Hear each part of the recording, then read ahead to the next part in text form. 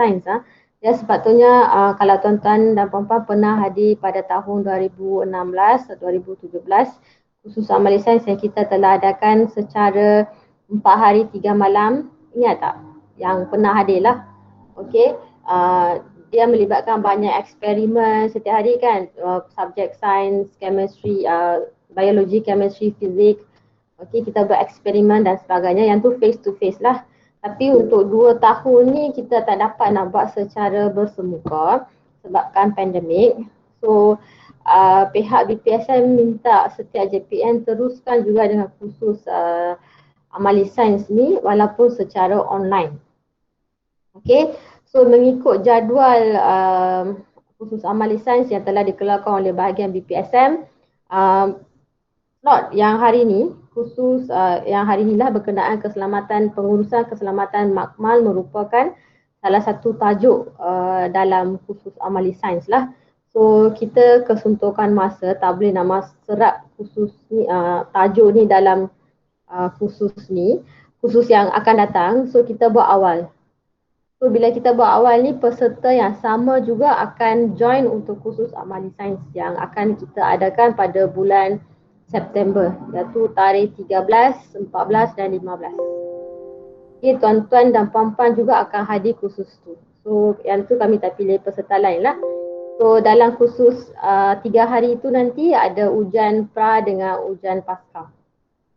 Seperti biasalah. So yang ni saya bagi tahu lah, mungkin hari ni anda boleh tahu lah apa nak buat kan. Lepas tu balik-balik nanti just ulang kaji sikit lah apa yang anda tahu berkenaan tugas anda.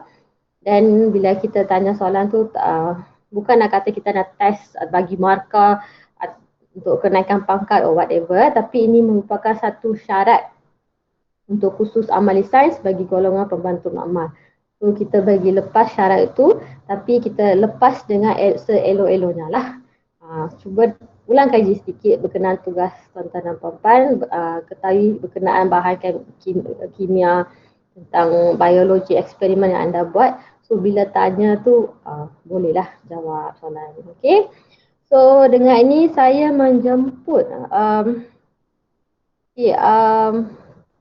Tuan Khairul lah, Tuan. Tuan bersedia? Ya. Okey Tuan. Saya dengan ini menjemput Tuan Khairul Hafizat bin Abdullah, Pegawai Sains Kana Unit Makmal Sains Universiti Teknologi Mara, untuk teruskan dengan khusus kita hari ini. Silakan Tuan. Okey, selamat pagi.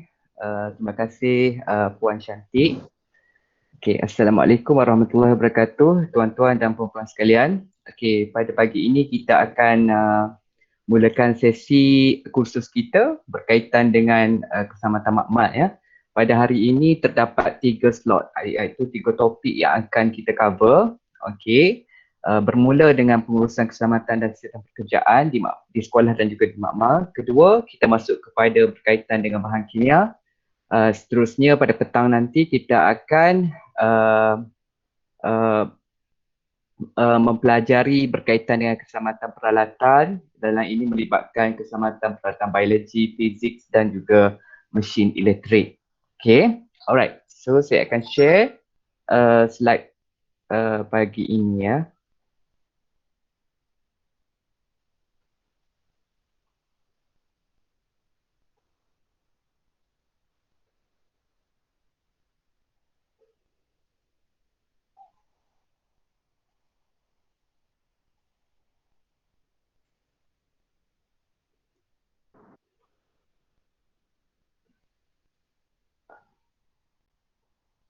Okey, boleh nampak slide saya tak? Belum Belum keluar lagi Tuan. Right. Nampak skrin Tuan saja. Ya. Ini Ini nampak. Ini dah nampak dah? Sekarang boleh nampak. Nampak dah, Alright. tapi tak ada share. Okey. Nampak dah? Right. Okey. Topik pertama pada pagi ini kita akan cover berkaitan dengan pengurusan keselamatan dan kesihatan pekerjaan di sekolah dan juga makmal ya. Kita akan fokus kepada makmal dan secara spesifiknya dan secara umumnya dia melibat kepada organisasi di mana tempat kita bekerja ya. Alright. Okey, antara objektif yang kita nak capai pada pagi ini ialah pertama, peserta dapat memahami konsep pengurusan keselamatan dan kesihatan pekerjaan yang berkesan di sekolah.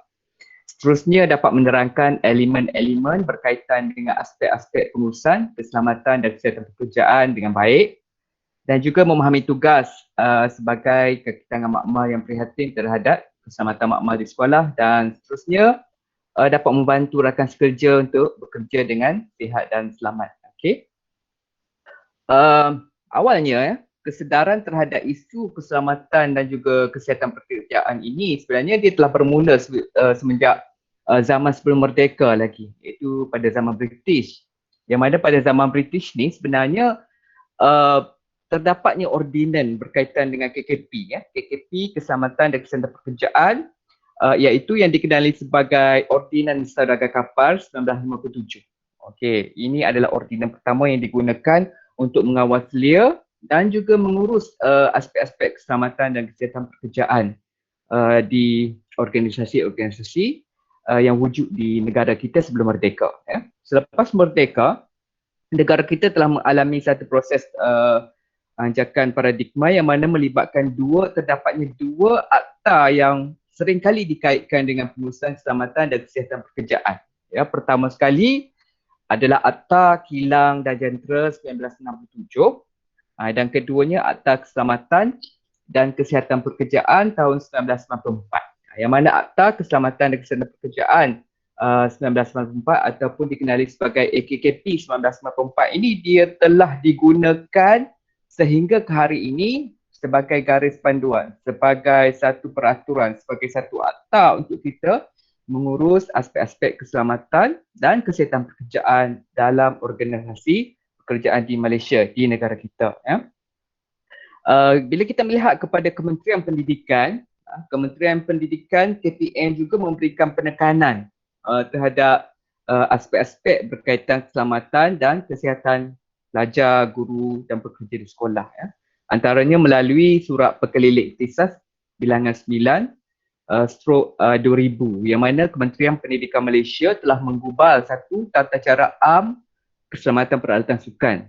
Keduanya melalui Surat Pekelilik Ikhtisas Bilangan 7/1988 yang mana dalam tu menyatakan segala penyertaan pelajar perlu disertai persetujuan pihak sekolah dan juga ibu bapa ataupun juga murid untuk perlindungan, insurans dan langkah-langkah keselamatan. Yang mana perkara ini memperlihatkan bahawa Kementerian Pendidikan Malaysia sendiri telah melakukan satu keprihatinan berkaitan dengan pengurusan keselamatan dan kesihatan pekerjaan di sekolah, yang mana ia adalah mempunyai perkaitan dengan Akta Keselamatan dan Kesihatan Pekerjaan tahun 1994. Alright. Pengurusan keselamatan dan kesihatan pekerjaan di sekolah, Sekolah Selamat. Okay. Program Sekolah Selamat ni merupakan satu kaedah KPM mendedahkan tata cara mengenai keselamatan sekolah. Bila bercerita tentang keselamatan di sekolah, maka ia merakumi keselamatan dan kesihatan pekerjaan melibatkan aspek fizikal. Bila bercerita tentang aspek fizikal ni, sudah tentulah ia melibatkan makmal sains, bengkel kemahiran, aktiviti co-curriculum, kecemasan, wabak bencana, wabak jangkitan dan juga persekitaran yang terdapat di sesebuah sekolah. Yang mana progres Sekolah Selamat ini mempunyai objektif yang berpandu, iaitu berfokus, yang mana ianya memberikan penekanan kepada operasi sekolah selamat. Bila kita kaitkan dengan program Sekolah Selamat, and of course dia punya hala tujuannya adalah berkaitan dengan operasi sekolah selamat. Apa itu operasi sekolah selamat? Operasi sekolah selamat ni dia bertujuan untuk meningkatkan kefahaman mengenai tata cara menghadapi isu keselamatan, kecemasan, kemalangan dan juga malapetaka ataupun bencana alam yang lain. Yang mana objektif ini dia memberikan penekanan kepada semua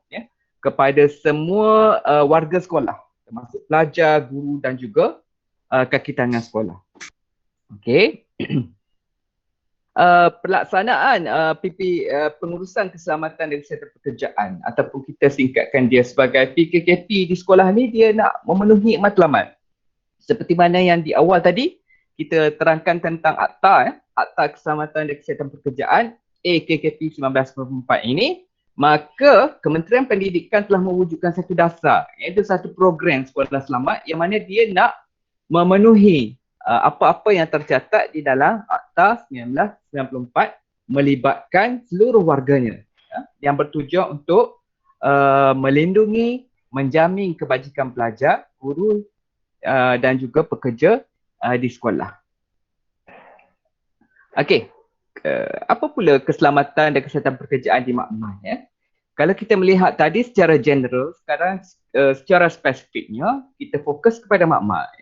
Keselamatan dan kesihatan pekerjaan di makmal ini dia merangkumi aspek-aspek fizikal, aspek-aspek psikologi, aspek-aspek individu, yang mana pertama adalah berkaitan aspek fizikal, seperti kalau kita lihat makmal yang ada, yang diwujudkan di institusi pendidikan ini perlu sesuai ataupun sesuai dengan kapasiti makmal tersebut.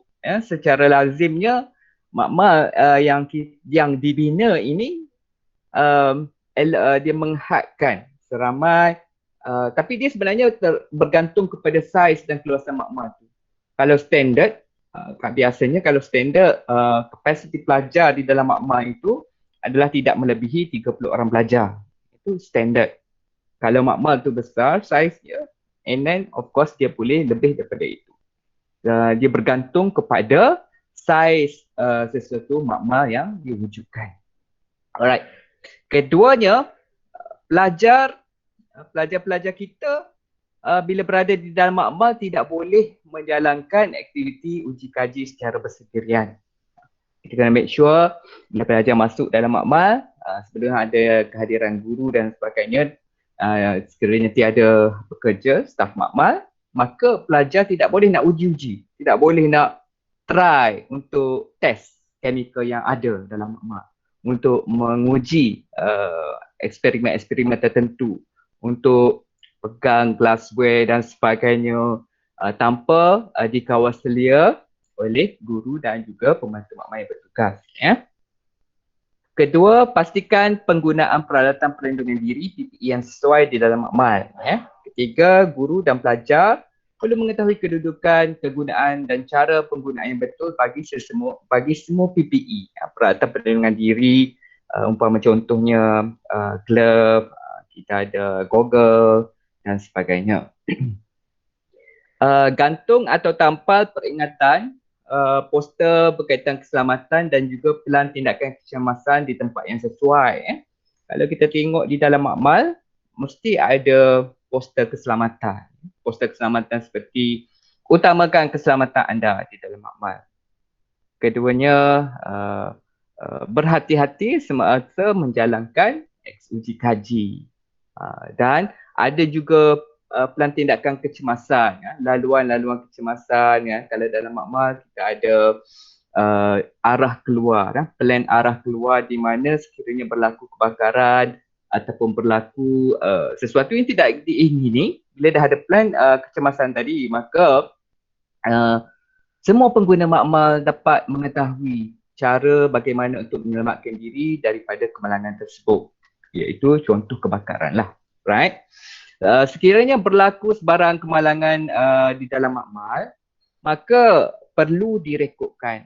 Bagi contohnya, pelajar tercedera semasa menjalankan uji kaji berkaitan fotosintesis disebabkan terkena air panas, katakanlah.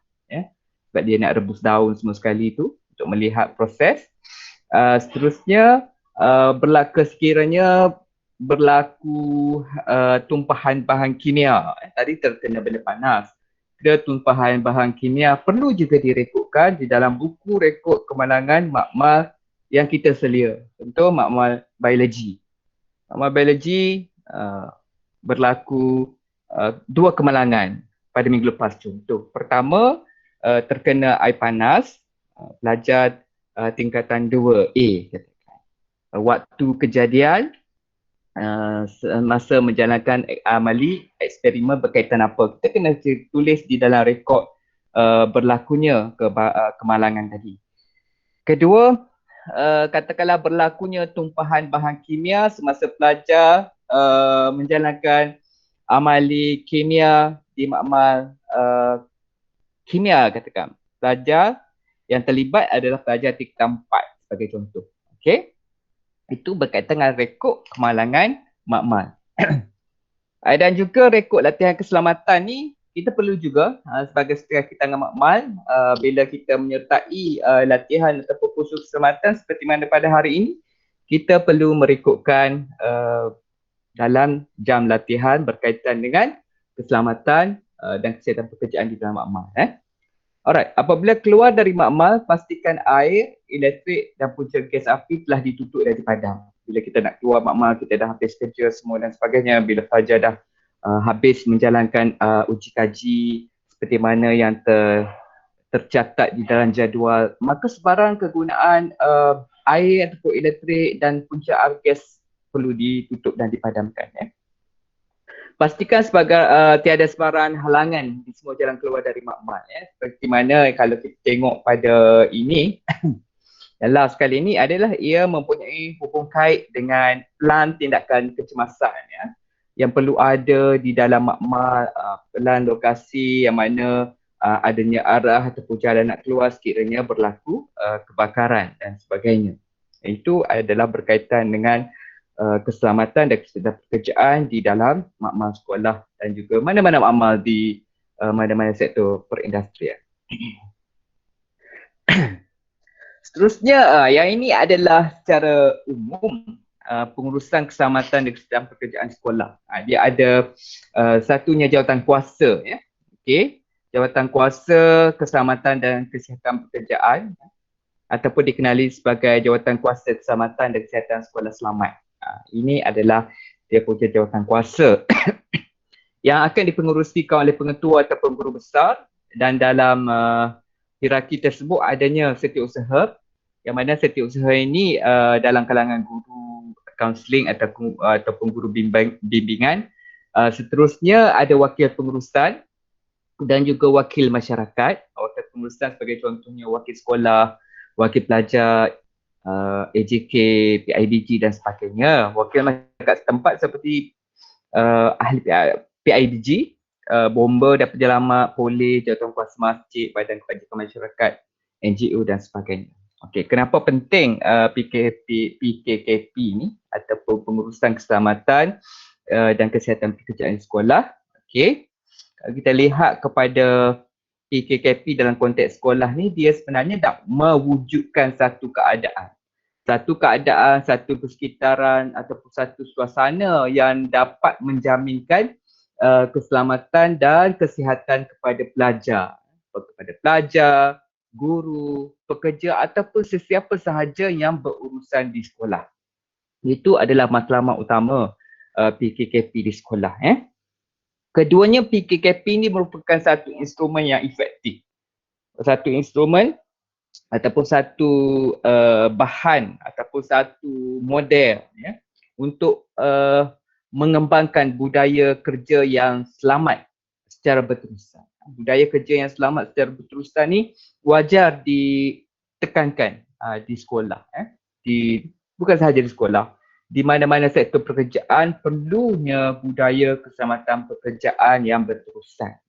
Maka dengan inilah adanya satu model ataupun kerangka pengurusan keselamatan dan kesihatan pekerjaan. Antara lain, tidak lain dan tidak bukan, PPKP ini adalah untuk mencegah kemalangan, kecederaan di sekolah melalui pengurusan risiko yang berkesan. Bila nak ada satu konteks ataupun satu instrumen, satu indikator, satu alat untuk mewujudkan budaya kerja yang selamat ini, maka dia adanya satu proses pengurusan risiko yang berkesan untuk menangani elemen-elemen budaya tidak selamat untuk mengatasi masalah-masalah berkaitan dengan gelagat sikap ataupun tindakan yang tidak selamat. Sebagai contohnya di dalam makmal, bila adanya satu sistem pengurusan risiko keselamatan makmal yang baik, maka ia dapat memberikan garis panduan ataupun satu tata cara dan tata amalan keselamatan di dalam makmal dengan lebih berkesan. Okey. Pendekatan pengurusan yang sering digunakan adalah seperti mengenal pasti dan mencegah risiko KKP di sekolah. Pelibatan pelajar, guru dan pekerja dalam menangani isu KKP di sekolah. Maknanya dalam hal ini dia melibatkan komitmen ataupun kerjasama semua pihak untuk mencapai sesuatu sistem pengurusan keselamatan dan juga kesihatan pekerjaan yang berkesan ini, maka ia perlu melibatkan kerjasama yang erat. Kerjasama yang erat dalam kalangan semua warga di sekolah. Sebagai contohnya kerjasama antara pihak pengurusan sekolah, guru dan juga pekerja-pekerja. Termasuk kita sebagai kaki tangan makmal. Kita perlu mewujudkan satu kerjasama antara guru, pelajar dan juga pengurusan sekolah untuk memantapkan lagi kawalan keselamatan makmal di sebuah sekolah. Alright.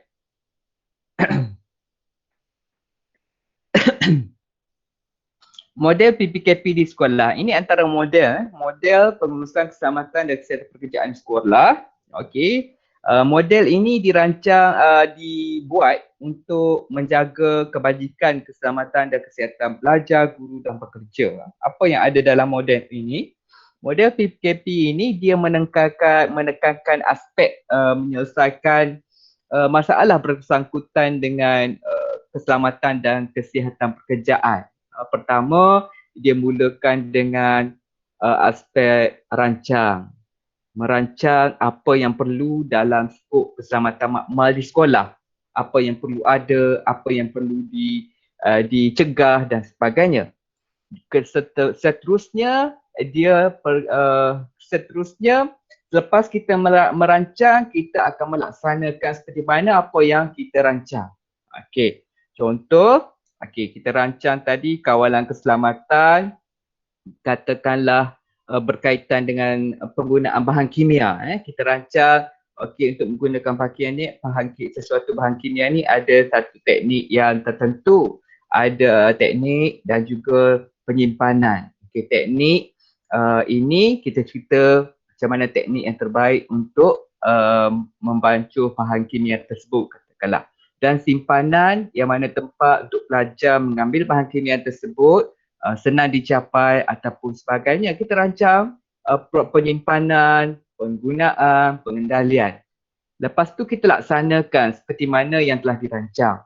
Selepas itu buat semakan. Adakah apa yang dirancang tadi melibatkan pengendalian, penyimpanan dan juga kebolehcapaian pelajar terhadap bahan kimia tadi boleh ataupun tidak, selamat ataupun tidak untuk mereka menggunakan bahan kimia seperti mana yang kita rancang tadi. Sekiranya aspek-aspek yang dirancang tadi tidak mencapai matlamat yang kita nak. Bila kita dah rancang, kita dah plan tu, sepatutnya kita nak plan begini.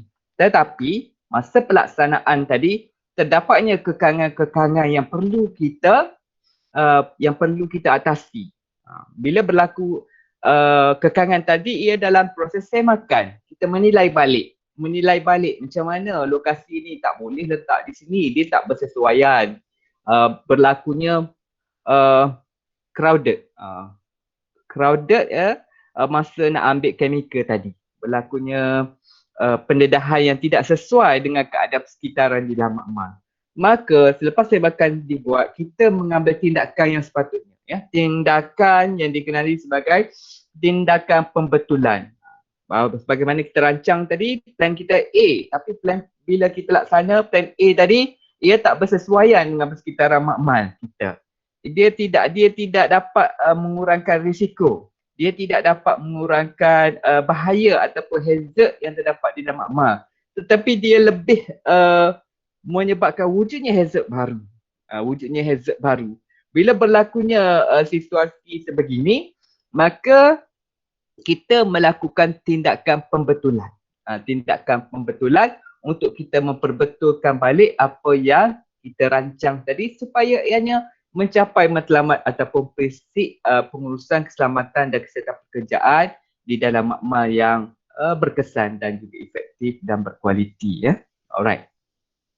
Yang mana yang saya explain tadi, yang saya terangkan tadi, model rancang, laksana, semak dan tindakan ini dia mempunyai perkaitan.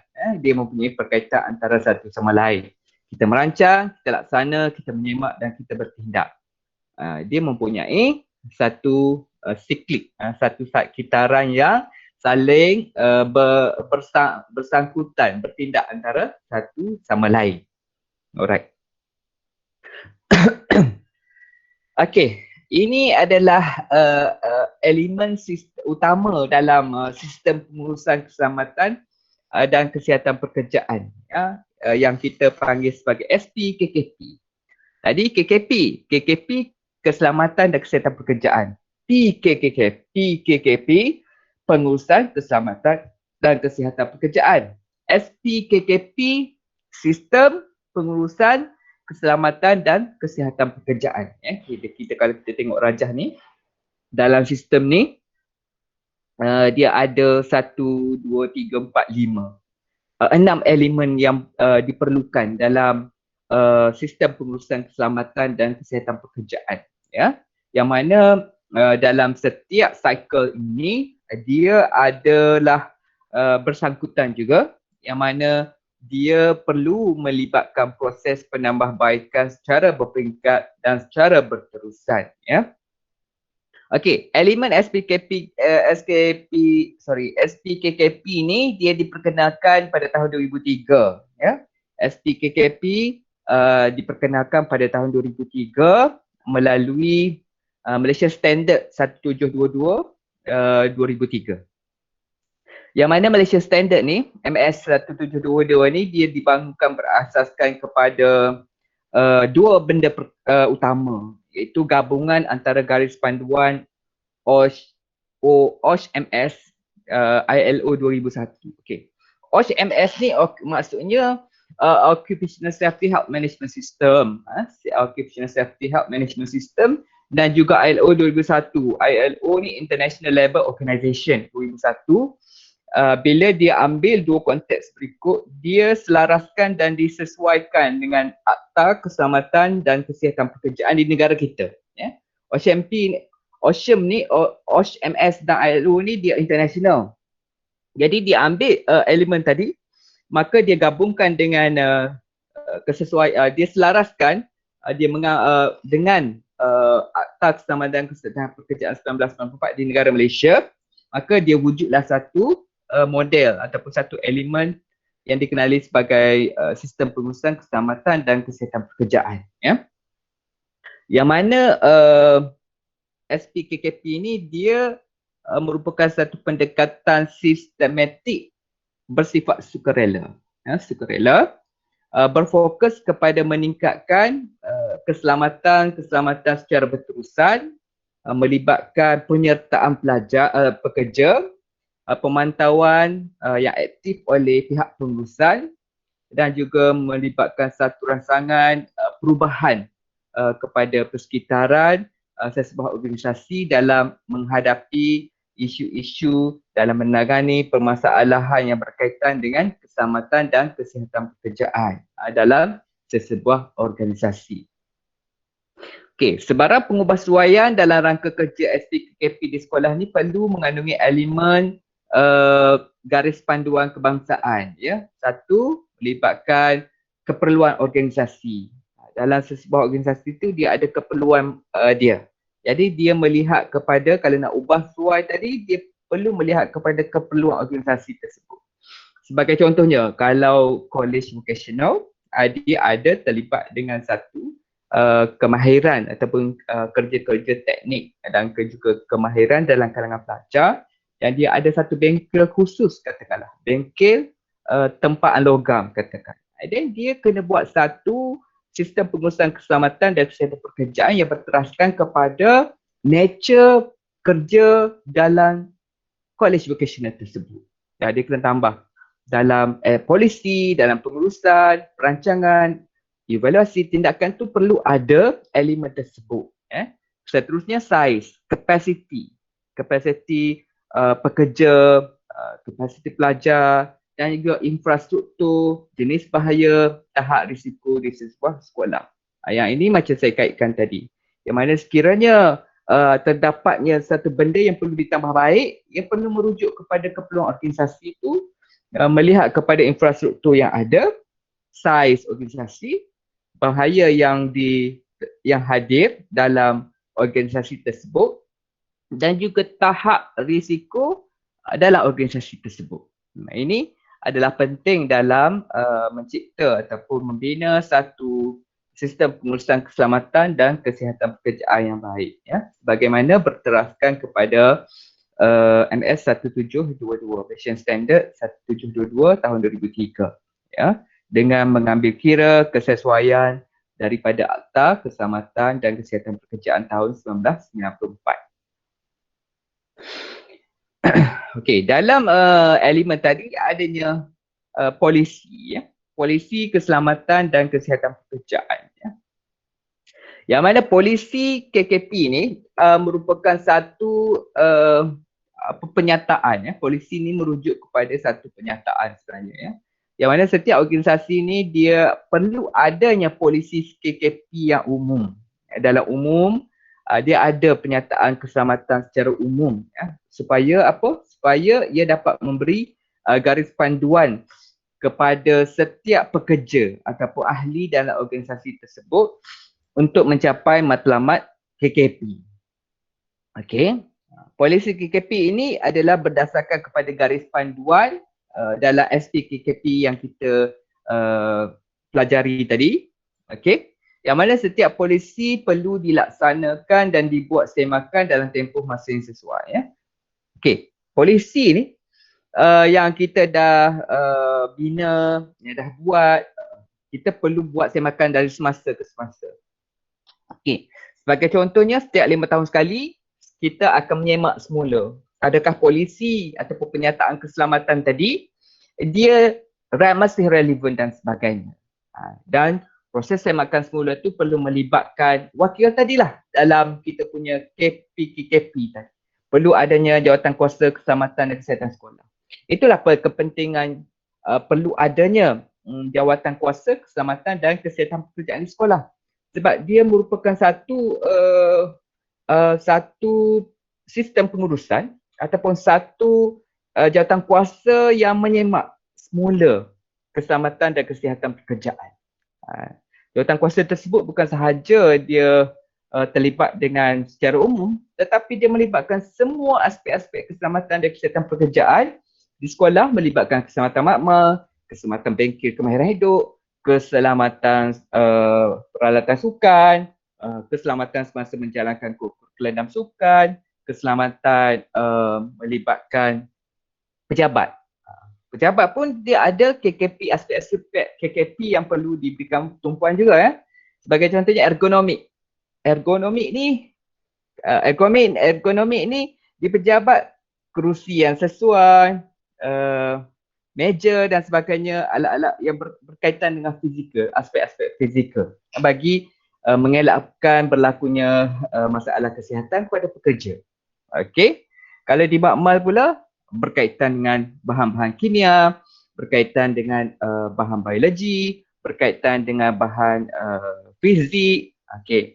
Yang mana kalau kita tengok ni more kepada bahan kimia lah yang banyak memberikan kesan mudarat, Kalau tengok kepada bahan biologi, dia lebih memberikan kesan kemudaratan kepada kesihatan pengguna. Kalau eksperimen menjalankan uji kaji berkaitan mikrobiologi sebagai contohnya kulapuk, saya tak pasti masih ada tak eksperimen yang tengok bawah mikroskop kulapuk, maknanya kulapuk pada roti. Okey, kulapuk tu of course dia adalah berdebu. Bila berdebu dia dapat masuk dalam saluran pernafasan. Jadi aspek-aspek sebegini dia perlu diberikan tumpuan ataupun fokus. Dan aspek-aspek sebegini perlu dibincangkan dalam mesyuarat keselamatan dan kesihatan pekerjaan yang melibatkan yang melibatkan ejen jawatan kuasa keselamatan di pekerjaan di sebuah organisasi tadi. Alright. Okey, dalam MS 1722 yang mana kita jadikan ini sebagai satu panduan dalam sistem pengurusan KKP di sekolah sebagai contoh, dia ada dua unsur penting. Yang pertama polisi, kedua pelibatan pekerja. Okey. Polisi, apa itu polisi? Polisi ni merupakan penyataan keselamatan. Polisi ni sebagai satu asas, perkara asas dalam sistem dan tata cara KKP seperti mana yang terdapat dalam Akta Keselamatan Kesihatan Pekerjaan tahun 1994. Okey.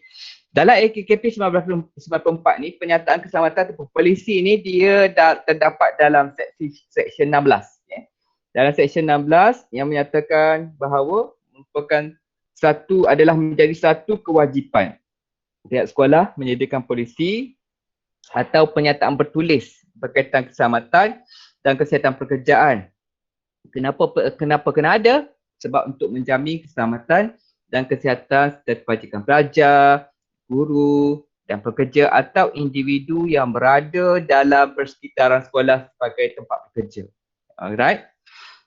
Seterusnya, polisi yang dirangka ni perlu diedar kepada pelajar, guru, pekerja melalui edaran. Okay, dalam edaran ni biasanya kalau dalam dia sebenarnya melalui edaran ni banyak cara kita boleh buat. Pertama sekali, kalau di sekolah dia ada buku sendiri kan.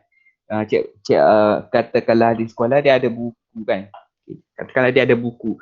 Dalam buku tulis ataupun buku latihan sekolah tu mesti biasanya dah ada rukun negara dan sebagainya kalau kat belakang tu. Tapi kali ini kalau sekolah, katakan sekolah A dia letak polisi keselamatan dan kesihatan pekerjaan di belakang ataupun di dalam pada kulit buku. Itu satu proses yang mananya maksudnya adalah dia diedarkan kepada pelajar.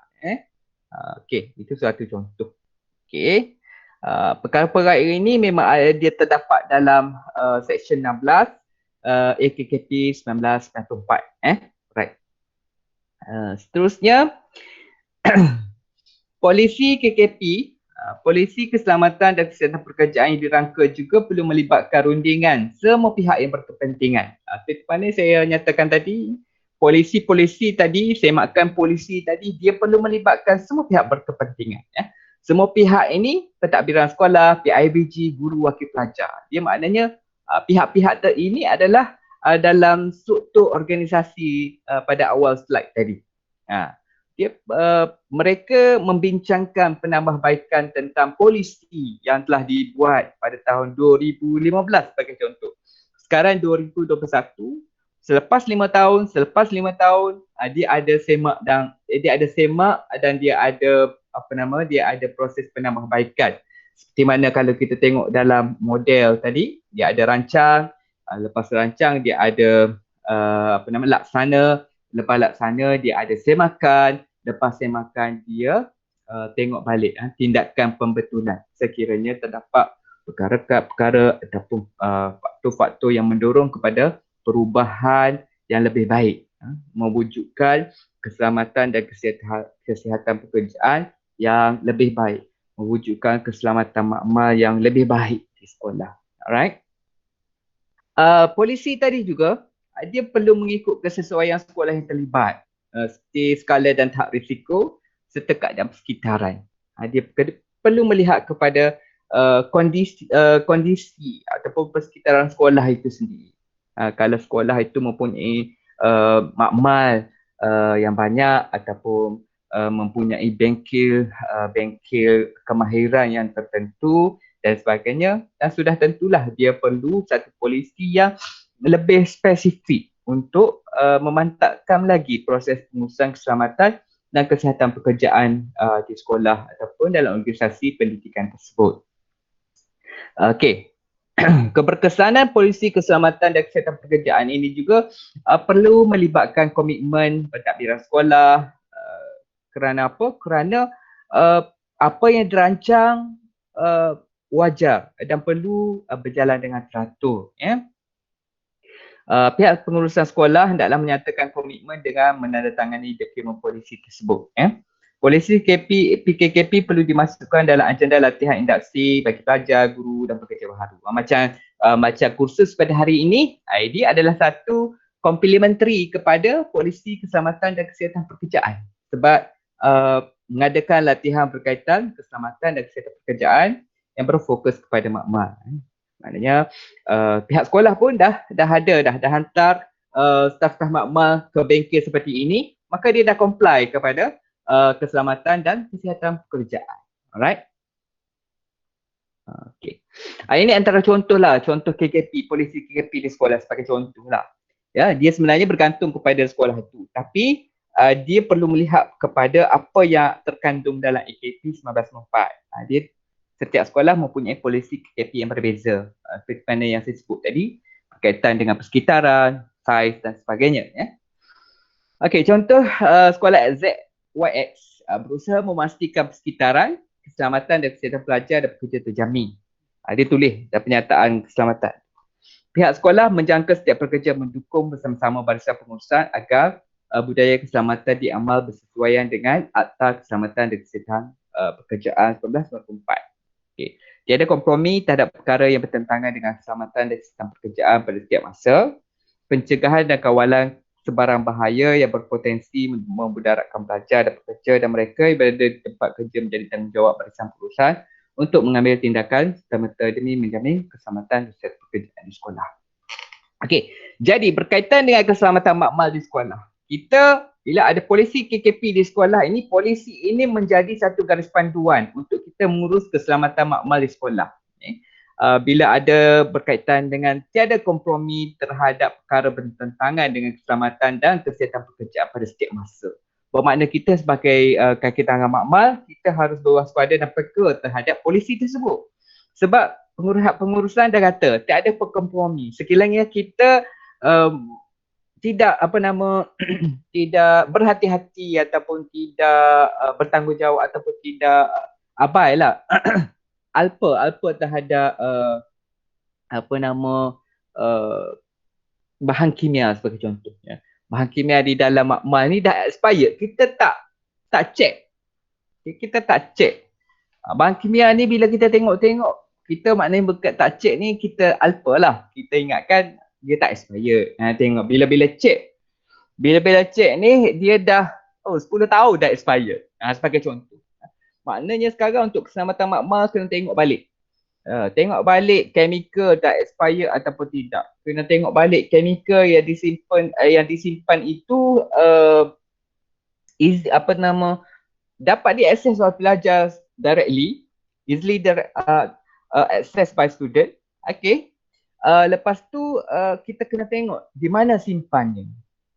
Kalau simpan dalam bilik penyediaan staf, okay. Bilik penyediaan amali. Bilik penyediaan amali kita duduk dalam tu ya. Katakanlah dia tak ada divider, tak ada pembahagi lah. Dia tak ada pembahagi untuk simpan ataupun ni. Kita duduk dalam tu, kita makan dalam bilik tu. Wap chemical tetap ada. Wap chemical boleh masuk.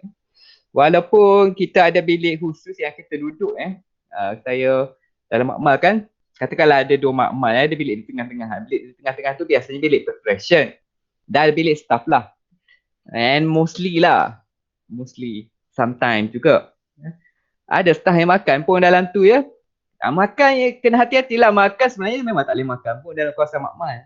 Tempat makmal tak boleh makan pun. Sebab apa? Sebab dalam makmal, walaupun itu bilik kita, ada yang makan dalam tu, saya tahu ada yang makan kan. Alright, dia sebenarnya chemical tu dia meruap. Bila chemical tu dia meruap ni dia ada satu wap. Dia naik ke udara. It's actually trapped by air lah. Dia terperangkap dalam udara. Dan udara ni dia boleh udara ni dia flow dia boleh masuk ke mana-mana ruang. Daripada makmal tu, wap chemical daripada makmal, bilik kita tengah-tengah dia boleh masuk, flowing. It's flowing and then masuklah dalam tempat-tempat, terkatlah atas meja kita, masuk dalam makanan kita makan. Kita makan, kita nak suap makan tu ada chemical. Kita pun telan chemical ingested. Okay, jadi memang kalau makmal dalam bilik yang kita duduk sebab tak boleh makan sebab berdekat dengan makmal. Lebih-lebih lagi lah bila uji kaji berjalan. Uji kaji berjalan kalau menggunakan etanol dan sebagainya memang kita berbau pun. Menggunakan apa-apa bahan kimia pun kita berbau pun. Itu menunjukkan bahawa bahan kimia ni dia dibawa oleh angin. Dia terdapat dalam ruang udara dan tidak selamat untuk kita. Sebab itulah kalau menjalankan sesuatu eksperimen yang berbahaya yang melibatkan bahan kimia yang meruak, yang mudah meruak dan sebagainya, perlu menggunakan face mask. Face mask seperti mana kita pakai sekarang lah untuk kita mencegah daripada COVID-19 ni. Itulah konsep dia sama je. Dia nak elakkan masuknya wap-wap chemical tadi kalau untuk, of course untuk for health lagi tempat lagi layers dia lagi tinggi lah kena sebab dia nak track. Kalau untuk udara yang berkaitan chemical tu ada certain lah, ada certain stages dia, depends kepada chemical yang digunakan. Konsepnya sama, begitulah konsep dia. Alright. Penyertaan pelajar, guru dan pekerja pengurusan KKP yang berkesan ni dia perlu libatkan semua pihak. Dia tak boleh guru saja, dia tak boleh pekerja saja, dia tak boleh pengurusan saja. Sebab tu dia dalam awal tadi perlu adanya satu jawatan kuasa. Dalam jawatan kuasa tersebut dia adanya pentadbir, pengurusan. Dia adanya wakil majikan. Kalau tadi pengerusi adalah guru besar ataupun pengetua, wakil majikan tu boleh jadi PK, penolong kanan, guru kanan dan sebagainya lah. PK, GK ataupun guru cemerlang. Setiap usaha tu guru bimbingan dan kaunseling. Itu dalam buku yang saya rujuk lah. Sebenarnya bergantung. Setiap usaha tu bergantung kepada sekolah. Sama ada nak letak guru disiplin ke, tak ada masalah. Janji dia ada jawatan kuasa. Jawatan kuasa ini penting lah. Bukan sahaja untuk melihat kepada keselamatan makmal, bahaya makmal dan sebagainya. Dia melihat juga kepada bahaya-bahaya yang lain terdapat di sekolah. Sebagai contohnya, bahaya menjalankan sukan, bahaya di padang, bahaya bangunan dan kebakaran. Itu penting. Right? Jadi KKP ni di makmal ke, di mana-mana tempat ataupun lokasi di sekolah, dia melibatkan penyertaan semua pihak. Guru, pelajar, pengurusan dan juga pekerja di sekolah. Ini dalam Akta 1994, KKP 1994 pada Seksyen 24. Pihak yang berkepentingan bertanggungjawab bekerjasama dengan pihak pengurusan untuk menjaga keselamatan dan kesihatan pekerjaan melibatkan dirinya sendiri, rakan sekerja dan sesiapa sahaja yang berada dalam organisasi ataupun di tempat kerja tersebut. Okey, penyertaan pihak berkepentingan termasuklah mematuhi arahan majikan atau langkah-langkah KKP dalam melaksanakan sesuatu aktiviti di sekolah untuk kita mencegah risiko keselamatan dan kesihatan pekerjaan. Aktiviti-aktiviti ini luas sebenarnya. Aktiviti ini adalah konteksnya luas. Aktiviti dia merangkumi aktiviti PMP. PMP di sekolah. Lebih-lebih lagi dia melibatkan proses uji kaji. Itu uji kaji dalam makmal sains. Keduanya menggunakan alat-alat pertukangan di bengkel kemahiran hidup. Dia menggunakan tukur, pahat dan sebagainya. Alat tantu adalah alat tajam. Jadi dia perlu adanya satu panduan khusus lah untuk menjadikan KKP di sekolah ni berkesan. Dalam konteks keselamatan makmal, pertama sekali pengurusan keselamatan makmal ni pertama kalau kita tengok kepada bahan kimia. Sebagai contoh, saya ambil contoh bahan kimia. Sebab makmal of course lah setiap makmal menggunakan bahan kimia. Makmal fizik ada bahan kimia tapi tengok bergantung kepada eksperimen. Walaupun begitu dia kuantiti yang kecil lah berbanding dengan makmal lain. Makmal kimia, makmal biologi, makmal sains. Makmal sains yang fokus kepada sains general pun menggunakan bahan kimia. Makmal biologi pun menggunakan bahan kimia, tapi dalam kuantiti ataupun konteks yang kecil berbanding dengan makmal yang difokuskan kepada makmal kimia itu sendiri. Alright. Jadi bila nak urus keselamatan bahan kimia tadi, pertama dia kena melihat kepada aspek proses procurement. Procurement ni proses pembelian untuk mendapatkan bahan kimia. Bila dah dapat bahan kimia tadi, dia ada proses transportation. Transportation nak ambil daripada katakan pihak penghantar tadi untuk disimpan. And then seterusnya dia ada proses penyimpanan bahan kimia. Seterusnya proses penggunaan. Dan lepas guna proses pelupusan. Jadi proses-proses ini berkaitan dan memerlukan aspek-aspek keselamatan dan kesihatan pekerjaan yang spesifik. Sebagai contohnya, bila kita nak simpan bahan kimia tadi, kita perlu adanya satu sistem penstoran yang baik. Sistem penstoran yang baik ni bermakna sistem yang boleh simpan bahan kimia mengikut kesesuaian ataupun keserasian dia masing-masing.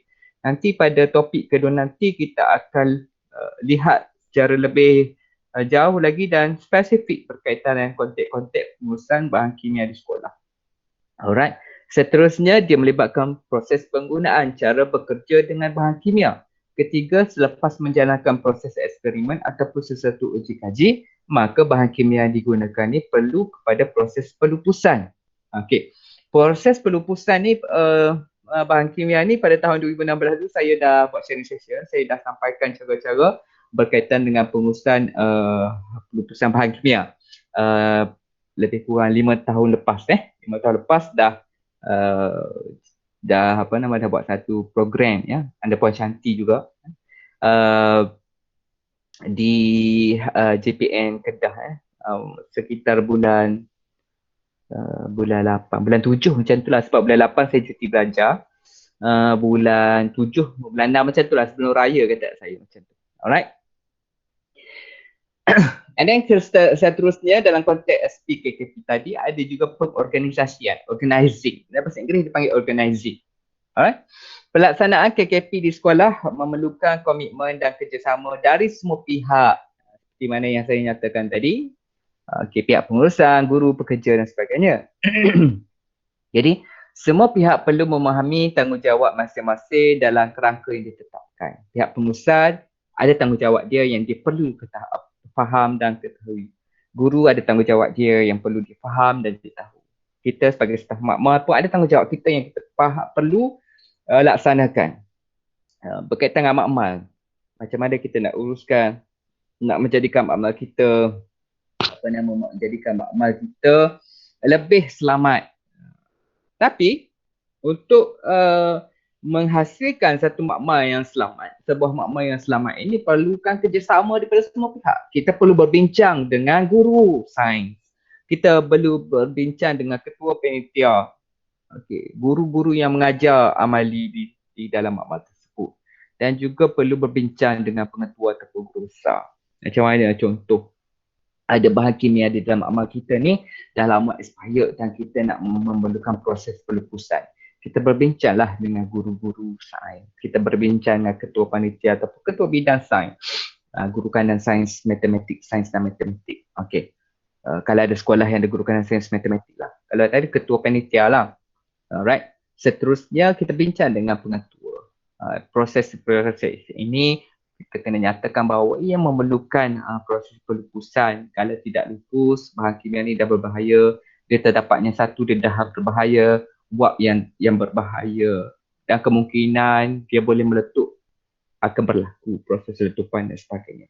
Jadi bila kita tak lupus, kita tak ambil tindakan, maka perkara-perkara ini akan menyebabkan bahaya kepada pelajar kita, kepada kaki tangan, kepada persekitaran sekolah. Alright.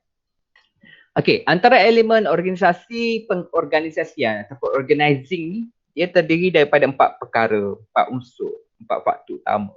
Tanggungjawab accountability, kompetensi dan latihan, dokumentasi dan rekod, dan seterusnya akhir sekali adalah komunikasi keselamatan. Ini ada 4 perkara yang sangat penting dalam pengorganisasian keselamatan dan kesihatan pekerjaan yang terdapat dalam sistem pengurusan keselamatan dan kesihatan pekerjaan. Alright. Okay, kita tengok apa itu tanggungjawab dan accountability. Okay, pihak pengurusan sekolah perlu bertanggungjawab sepenuhnya setakat yang dapat dilakukan. Dia ada satu klausul. Setakat yang dapat dilakukan oleh pihak pengurusan sekolah. Alright? Untuk melindungi keselamatan dan kesihatan serta kebajikan pelajar, guru dan pekerja. Maknanya, pihak pengurusan keselamatan dia boleh menjalankan tanggungjawab sepenuhnya di bawah bidang kuasa dia. Di bawah kawalan dia. Maknanya guru besar, pengetua, dia boleh menjalankan tanggungjawab KKP tadi setakat mana yang boleh dilakukan oleh beliau. Dalam konteks apa yang beliau boleh lakukan. Sekiranya tidak dapat, bukan di luar, maknanya di stages tu dah tak melalui, dah limit kat dia, bukan dia dah. Dia boleh memaklumkan kepada pihak atasan daripada dia untuk mendapatkan bajet, katakan, mendapatkan sumber perbelanjaan berkaitan dengan keselamatan dan kesihatan pekerjaan.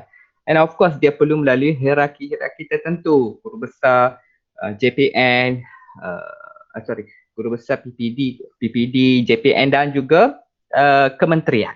Itu adalah stages dia. Right? Kita pekerja, kita berbincang dengan guru dan berbincang dengan pihak pengurusan sekolah. Pihak pengurusan sekolah, of course, dia berbincang dengan pihak pengurusan Jabatan Pendidikan Negeri. Pihak pengurusan Jabatan Pendidikan Negeri akan berbincang dengan Kementerian Pendidikan. Kementerian Pendidikan akan membawa bahaya dan isu ini ke dalam parlimen untuk berbincang, ke dalam kabinet dan sebagainya untuk berbincang. Yang mana bila mana dah sampai ada perbincangan di peringkat menteri dan sebagainya, of course dia ada menteri yang bertanggungjawab sepenuhnya dalam KKP, iaitu Menteri Pengurusan Sumber Manusia. Maka dalam pengurusan sumber manusia tu, Human Resource Minister tadi, dia ada departmen-departmen yang mengawal selia ataupun institusi-institusi penyelidikan berkaitan dengan keselamatan dan kesihatan pekerjaan tadi. Maka of course, bila adanya proses komunikasi, sebenarnya komunikasi chapter sekejap lagi, tahap keempat. Oleh kerana dia berkait antara satu sama lain, saya akan explain lah. Komunikasi keselamatan tadi, maka apa yang kita fikirkan perlu dilakukan, dia sampai kepada pihak yang akan bertanggungjawab sepenuhnya terhadap proses tersebut. Okey, pihak pengurusan sebagai pemimpin organisasi perlu menyediakan dan menyampaikan tanggungjawab, accountability dan penguatkuasaan dalam membangunkan, melaksanakan dan mengukur prestasi KKP dan mempromosikan KKP kepada pihak di bawah penyelidikannya. Pelajar, guru dan pekerja dikehendaki memberikan kerjasama kepada pihak pengurusan semasa melakukan aktiviti sekolah bagi menjamin keselamatan dan kesihatan diri. Alright, mereka yang berada di sekitaran sekolah juga perlu mematuhi apa-apa arahan atau langkah-langkah keselamatan yang dikehendaki seperti mana yang termaktub dalam AKKP 1994 dan juga peraturan di dalam AKKP 1994. Alright, itu dalam konteks tanggungjawab dan accountability. Okay, kompetensi dan latihan keselamatan. Okay, pelajar, guru dan pekerja yang berpengetahuan dan berkemahiran dapat menyumbang kepada KKP, dapat mengamalkan pengetahuan mereka berkaitan dengan KKP. Dan saya harap khusus kita pada hari ini, setelah mempelajari berkaitan dengan KKP dan juga keselamatan makmal ni, maka kita dapat menghayati kepentingan KKP di persekitaran kerja kita, terutama sekali berkaitan makmal. Alright, individu yang kompeten boleh dipertanggungjawabkan untuk menjalankan tugas dalam aspek keselamatan dan kesihatan pekerjaan. Alright.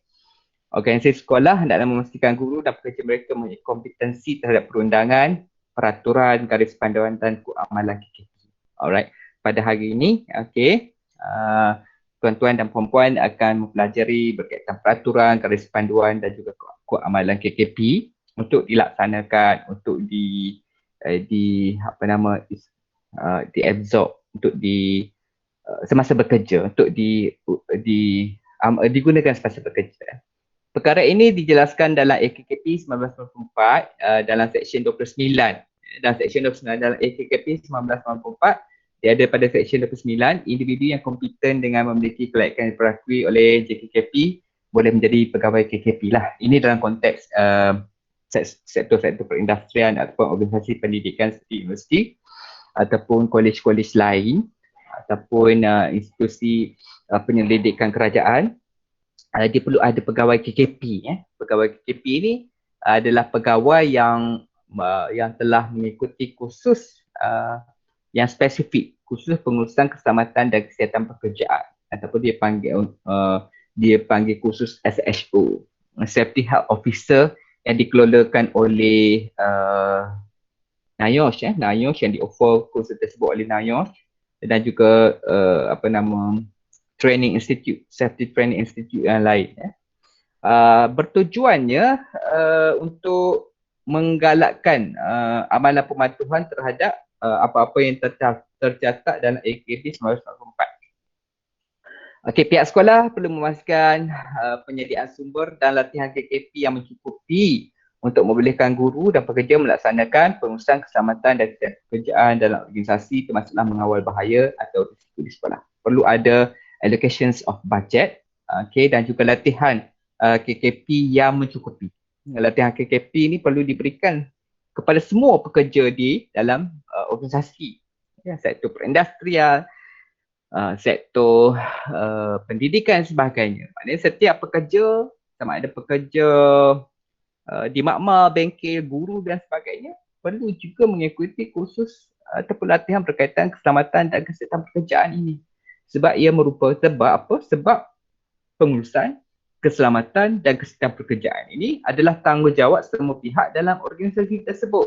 Kalau kita tengok jawatan kuasa tadi, dia ada pengetua, ada guru, ada wakil majikan, wakil pekerja.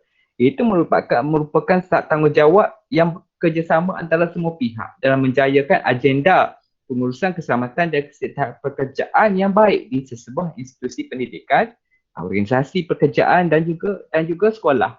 Jadi, and of course lah, dan sudah tentu kena ada penyediaan latihan KKP yang mencukupi untuk mereka melaksanakan amalan-amalan ataupun peraturan-peraturan yang spesifik ataupun khusus dalam mengawal bahaya dan mencegah risiko keselamatan dan kesihatan pekerjaan di sekolah.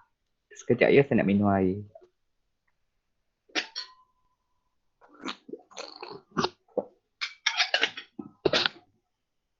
Alright, seterusnya dokumentasi dan rekod. Okay. Tata cara sistem pengurusan KKP banyak menghasilkan dokumen sama ada sebelum, semasa, selepas program KKP dilaksanakan. Alright. Okay, sebelum KKP, kita ada macam mana sebelum latihan KKP ini, apa yang telah dibuat semasa dan selepas tu apa yang dilaksanakan. Sebagai contohnya pada tahun 2016 ya, kita telah mengikuti proses pelupusan bahan kimia. Selepas tempoh tersebut, apa proses penambahbaikan yang berjaya kita buat, kita kena tengok balik lah. Adakah kita berjaya mengurus dan melupuskan bahan kimia ini dengan baik, dengan cepat dan juga efektif. Kita dah belajar cara-cara pengurusan tu, kita praktiskan dan kita bantu pihak sekolah, kita bantu pihak JPN, kita bantu pihak KPN untuk melupus bahan kimia, untuk mengawal bahaya dan risiko berkaitan dengan bahan-bahan kimia di sekolah. Alright. Organisasi sekolah perlu memastikan semua bahan yang berkaitan KKP termasuk laporan, kod amalan, tata cara dan data didokumentasikan serta disimpan dalam tempoh waktu yang tertentu. Apa-apa dokumentasi rekod berkaitan keselamatan melibatkan latihan keselamatan, melibatkan kemalangan di dalam makmal, melibatkan kebakaran di dalam makmal contohnya perlu direkodkan. Ya. Organisasi sekolah perlu merangka. Okey, berkaitan dengan rekod tadi, satu rekod disimpan oleh pekerja makmal tu sekiranya berlaku tumpahan bahan kimia di dalam makmal biologi 1 contoh. Pembantu makmal tu adalah Puan Rashidah contoh.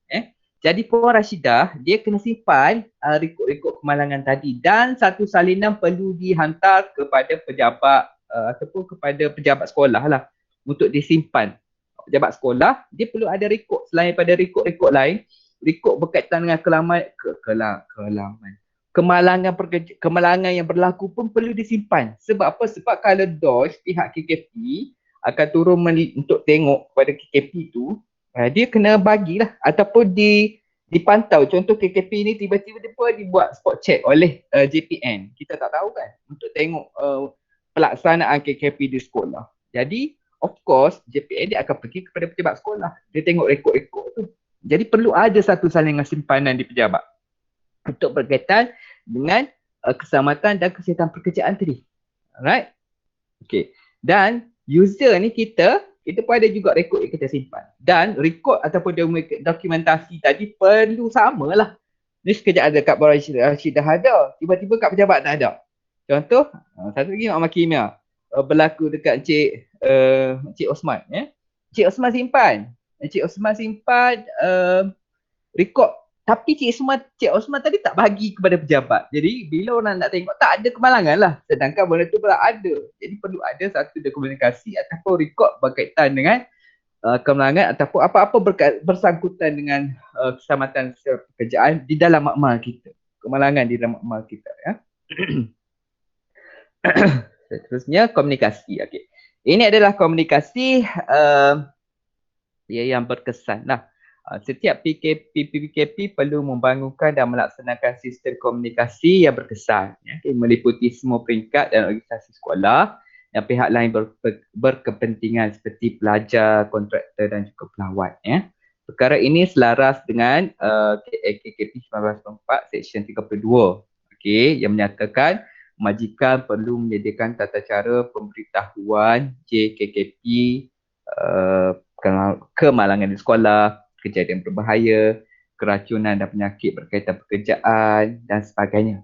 Bila ada makluman tersebut, dia mengambil mengambil tindakan untuk memastikan keprihatinan pihak pengusaha sekolah, mendapatkan idea bernas daripada semua pihak untuk dipertimbangkan dan diberikan maklum balas. Ini kita kata komunikasi keselamatan ni sangat penting sebenarnya.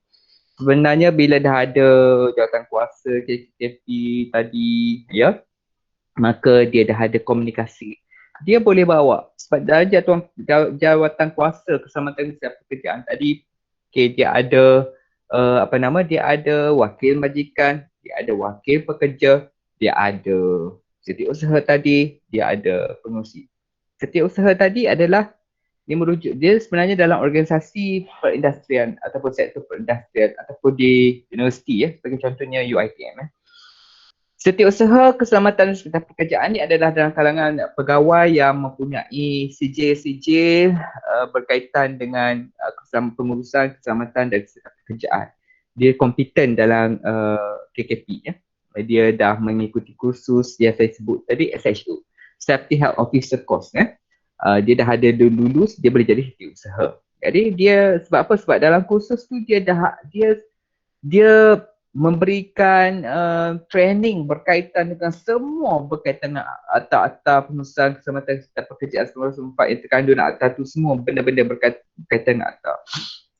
Berkaitan dengan regulation, berkaitan dengan surat arahan, berkaitan dengan guidelines, berkaitan dengan orders dan sebagainya. Jadi bila dalam komunikasi keselamatan ni, maka tadi bila dah ada jawatan kuasa tadi, maka wakil pekerja, wakil majikan boleh berbincang. Bila ada perbincangan tadi, apa yang berlaku? Kita ceritalah, kita sebagai wakil pekerja. Dalam makmal ini adanya bahan kimia, sebagai contoh. Bahan kimia yang memerlukan pelupusan. Bahan kimia ni dah expired. Bahan kimia ni dia dah bertukar sifat fizik dan sifat kimia.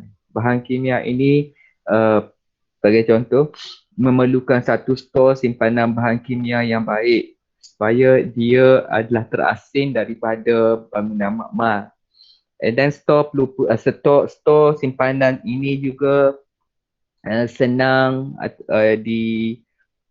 contoh kalau kita nak ambil bahan kimia ni, store tadi dia boleh akses, ada jalan ke, ada laluan yang boleh diangkut menggunakan troli, katakanlah. Senang kita boleh angkut. Kita nak ambil bahan kimia untuk guna dalam uji kaji tu, kita ambil pada store sahaja. Kita tak simpan di dalam bilik penyediaan tadi. Kita ambil untuk digunakan dalam amali-amali tertentu sahaja. And then setiap pada waktu cuti sekolah, ini adalah masa yang sangat sesuai untuk tangan makmal untuk membuat untuk mengurus keselamatan, aspek-aspek keselamatan di dalam makmal. Okay, alright. Untuk mengurus aspek-aspek keselamatan di dalam makmal. Okay. Sebagai contoh, waktu cuti sekolah ni, dia waktu cuti sekolah, contohnya bulan 12 katakanlah, waktu dalam sebulan. Waktu ni lah waktu yang terbaik untuk kita mengurus makmal. Buat tagging, simpan bahan kimia, simpan peralatan-peralatan radar, rekod balik inventory, kaca, pecah, alat, kita rekod balik. Itu waktu yang terbaik. Rekod balik, kita nak hias makmal kita dalam, kita nak buat laluan kecemasan, kita nak tagging, penjarakan sebagai contoh. Kalau sekolah buka bulan 9, bulan 10 nanti, contohlah, dia ada penjarakan kan, kita tagging lah. Tagging siap-siap penjarakan antara pelajar tu. Okay. Laluan kecemasan dan sebagainya. Okay.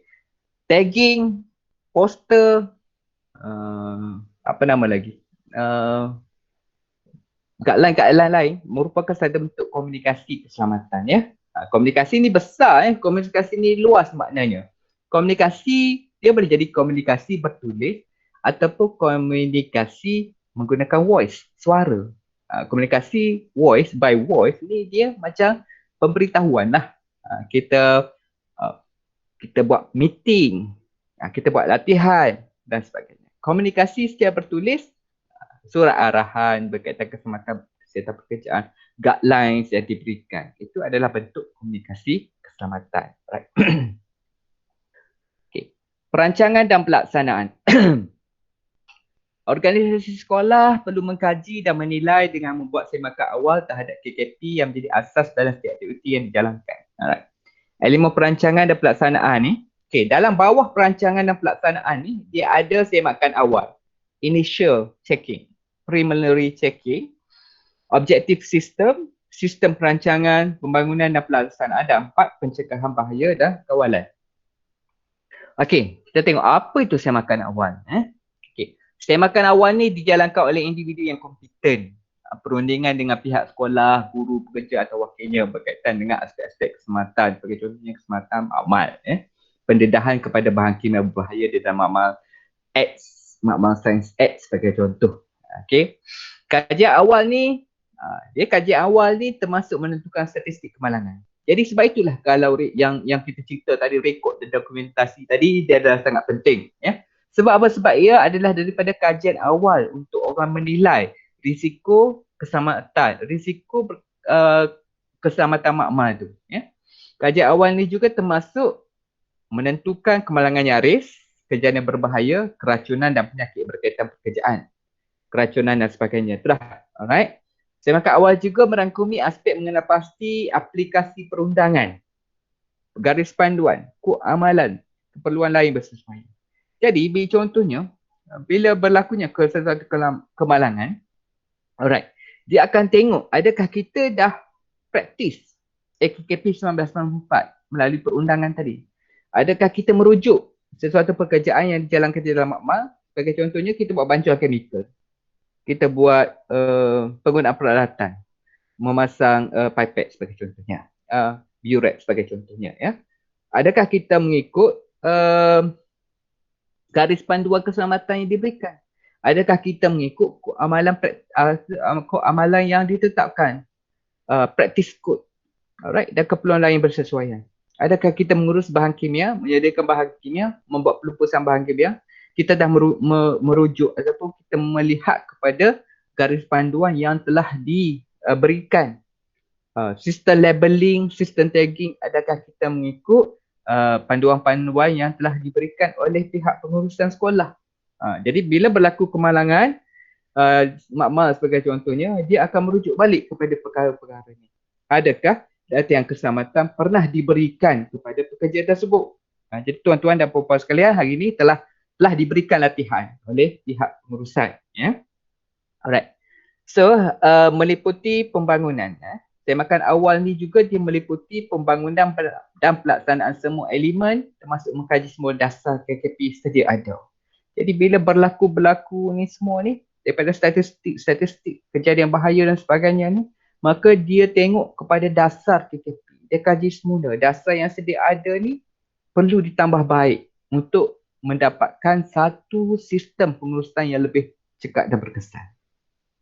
Dia tengok balik, dia nilai kenapa berlakunya kemalangan. Adakah kecuaian?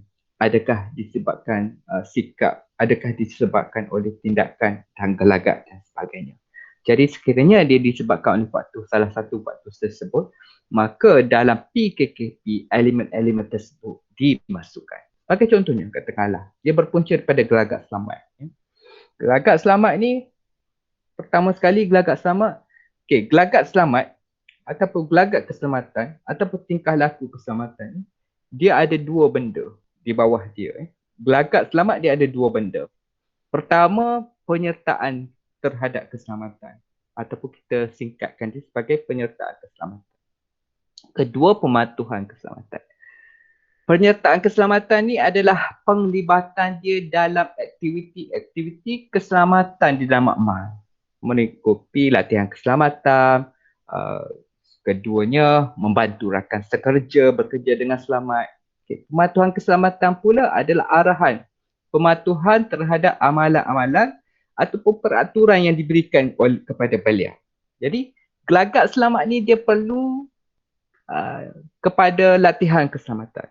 Dia perlu dimantapkan pengetahuan keselamatan. Dia perlu komitmen keselamatan. Dia perlu dua benda ini. Yang mana pengetahuan keselamatan, komitmen keselamatan ni dia boleh menggalakkan gelagat selamat di dalam makmal kepada semua pekerja. Maknanya setiap pekerja dia memerlukan pengetahuan keselamatan. Setiap pekerja juga untuk bekerja dengan selamat, perkara mustahak yang diperlukan adalah komitmen dalam diri mereka sendiri. Kalau tak ada komitmen, tak jadilah. Okey, pihak pengurusan dah bagi dah training, dah bagi dah semua sekali.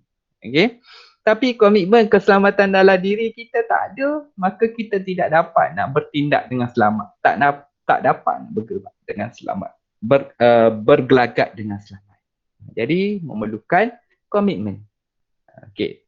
Dalam dasar PKKP, kalau sekiranya ada perlunya komitmen keselamatan, dia letaklah satu elemen komitmen keselamatan dalam dasar. Sebagai contohnya macam mana nak galakkan komitmen keselamatan. Sebagai contohnya, dia kena wujudkan satu latihan ataupun satu bengkel dan sebagainya berkaitan macam mana nak create komitmen. Macam mana nak wujudkan komitmen keselamatan dalam kalangan pekerja. Alright. Apa itu objective system? Objective system ini dia merupakan maklumat. Jadi dia adalah berdasarkan kepada maklumat yang diperoleh daripada kajian awal tadi. Daripada kajian awal tadi, maka dia dapatnya objective system. Alright. Berdasarkan maklumat yang diperoleh daripada kajian awal, rancangan hendaklah mengikuti objektif PKP yang perlu diterjemah kepada objektif yang lebih khusus yang menjadi asas kepada komitmen pengurusan. Objektif sistem ni perlu realistik dan menempati objektif KKP yang khusus kepada organisasi sekolah bersesuaian dengan saiz, aktiviti dan sistem sekolah. Objektif sistem perlu selaras dengan perundangan KKP, garis panduan dan kod amalan industri. Seperti mana yang dalam Akta 19, bukan AKKP 1194. Dia AKKP 1994, Section 2. yang menyatakan bahawa jika terdapat penjanggahan atau ketidakselarasan mana-mana undang-undang, maka peruntukan dalam AKP hendaklah diutamakan. Dia kena lebih berobjektif. Apa yang nak capai? Objektif ni adalah matlamat. Apa yang dia nak capai dalam mengurus keselamatan dan kesihatan pekerjaan. Apa yang kita nak capai? Sebagai contohnya, kita sebagai pekerja makmal, apa yang kita nak capai berkaitan dengan keselamatan makmal di sekolah? Kita nak make sure, kita nak memastikan bahawa pertama contoh, kita nak capai matlamat makmal di sekolah ni, walaupun makmal tu sendiri persekitarannya bahaya, tetapi kita boleh mengurangkan risiko bahaya tersebut. Kita boleh mencegah kemalangan, kita boleh mengawal selia keselamatan pelajar dan guru semasa menjalankan amal. Kita membantu pengurusan pihak sekolah mencapai keselamatan makmal, mengelakkan kejadian yang tidak diingini ataupun kemalangan nyaris yang berlaku di dalam makmal. Sebagai contohnya, kita nak elak berlakunya tempahan. Kita nak ada objektif kita adalah mengelak berlakunya kemalangan berkaitan bahan kimia, tumpahan bahan kimia.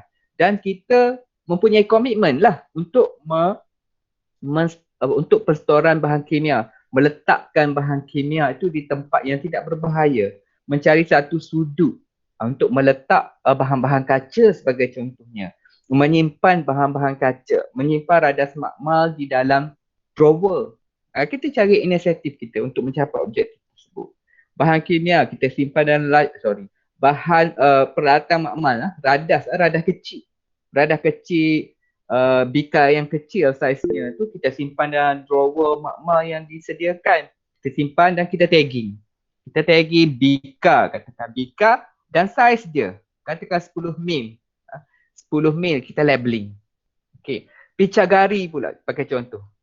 Di makmal fizik lah kalau menggunakan picagari. Seterusnya pipette dan sebagainya. Kita buat ada satu drawer, kita label lah. Okey, pipette. Kita label. Itu untuk kita, objektif kita nak make sure makmal selamat. Bila kita tagging, of course kalau nak cari pun kita tak kalau orang lain nak cari pun bantu contoh. Contoh makmal hari ni kita MC katakanlah. Dan makmal kita ni dibantu oleh rakan sekerja yang lain. Jadi kalau kita tak label, rakan sekerja kita susah nak cari untuk buat preparation. Pelajar pun susah juga nak ambil kalau tak label. Sebab pelajar banyak masuk makmal kan. Hanya kita, sebab kita sahaja yang tahu di mana kita simpan sebab makmal kita. Jadi kita kena sediakan labeling dan tagging. Labeling dan tagging ni satu bentuk komunikasi keselamatan juga ya. Dia nak membantu pelajar, membantu guru, membantu rakan sekerja untuk bekerja dengan selamat. Kalau tiba-tiba kita nak cari bika, kita masuk bilik yang bukan sifar bika dan sebagainya, ada peralatan tajam, itu sangat membahaya dan sebagainya. Alright. Sistem perancangan, pembangunan dan pelaksanaan. Alright. Pelaksanaan pengurusan bahaya dan risiko di sekolah sebagai tempat bekerja perlu dilakukan oleh pengurusan sekolah dan guru sebelum bahaya dan risiko sampai ke sekolah. Dalam Seksyen 20 dan 1 ada tercatat perkara ini. Dalam pengaturan tujuan pencegahan kecemasan, persiapan dan rangsangan termasuklah pencegahan kebakaran, pelepasan toksik, pemantauan perubatan dan perlindungan cemas perlu dirangka dengan mengira bahaya dan risiko dalam makmal. Okey. Ini pentingnya sistem perancangan pembangunan pelaksanaan. Dia nak mengelak bahaya, dia nak mencegah berlakunya kemalangan dan sebagainya. Untuk mengelakkan risiko kepada kesihatan pekerja dengan mengambil kira bahaya dan risiko bahan-bahan yang terdapat, bahan-bahan yang berbahaya. Sebagai contohnya di dalam makmal, ada yang bahan kimia yang berbahaya. Jadi dia memerlukan satu sistem perancangan, pembangunan dan pelaksanaan. Dia melibatkan proses penyimpanan, penggunaan penstoran atau penyimpanan, penggunaan dan juga pelupusan tadi. Sebelum 3 ni dia ada satu lagi pertama awal iaitu procurement. Procurement ni perolehan bahan kimia.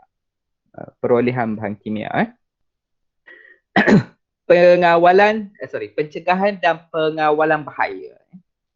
Okey, bahaya ni terdapat di semua persekitaran sekolah sebagai tempat kerja, bukan sahaja di dalam makmal ya, di bengkel kemahiran hidup, di padang sekolah, di dataran perhimpunan, di pejabat, di kantin.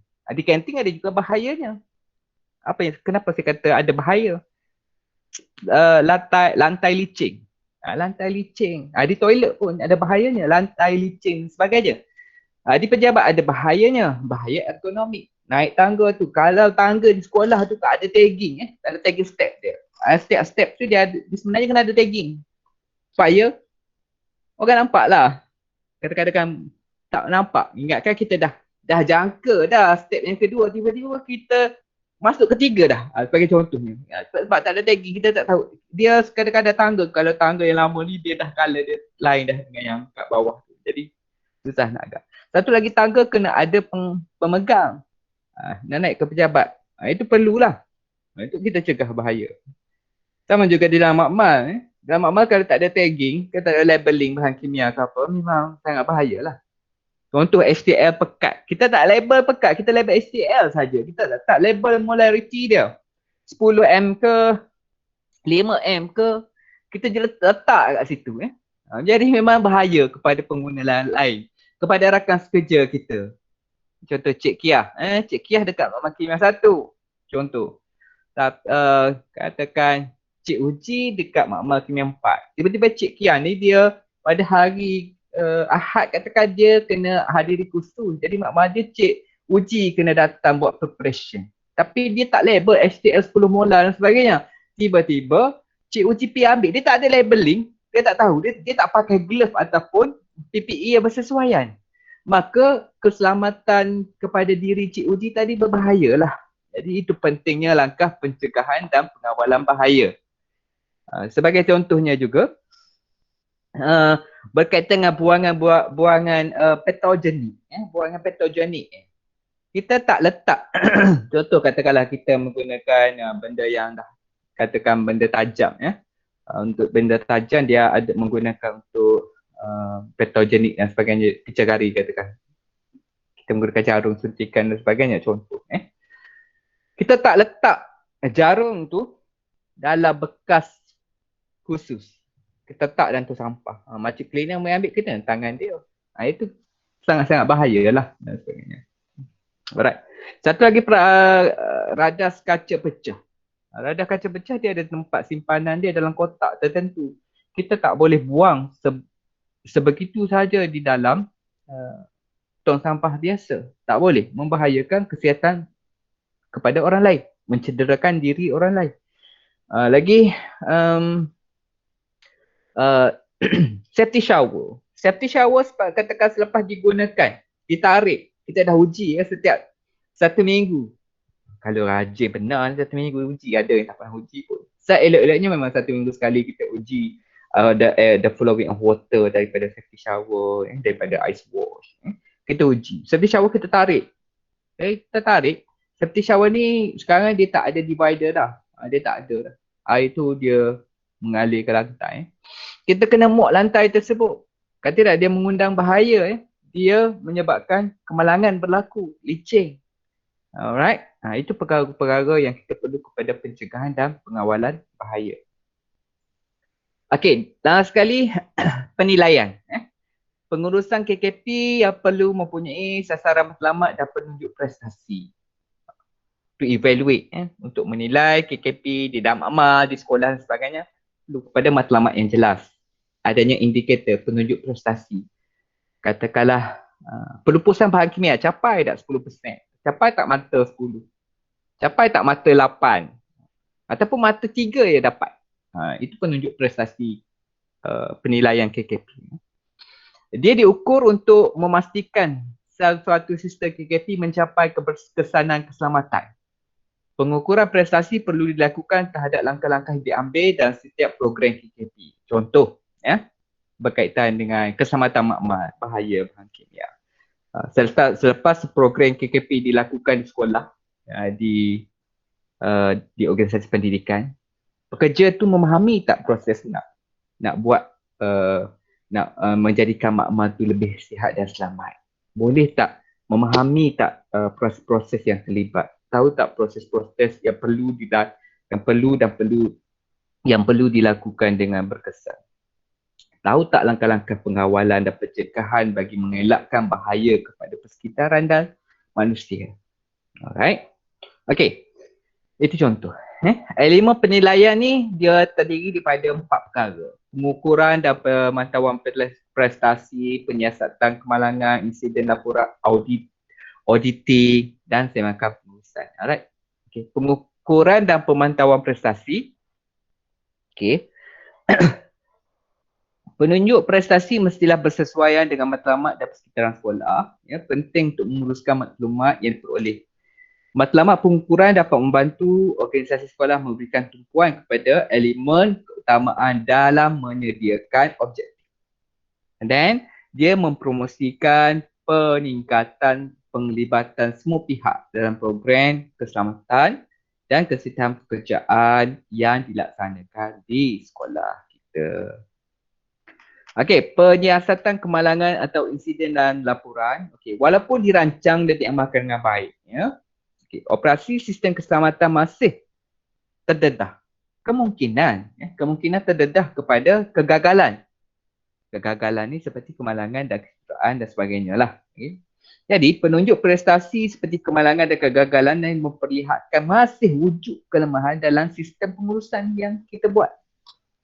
Bila berlakunya kemalangan, bila berlakunya kecederaan, maknanya terdapat kelemahan. Kita perlu lagi mantapkan lagi kawalan tu. Kita perlu, pakai contoh tadilah, licing dalam makmal.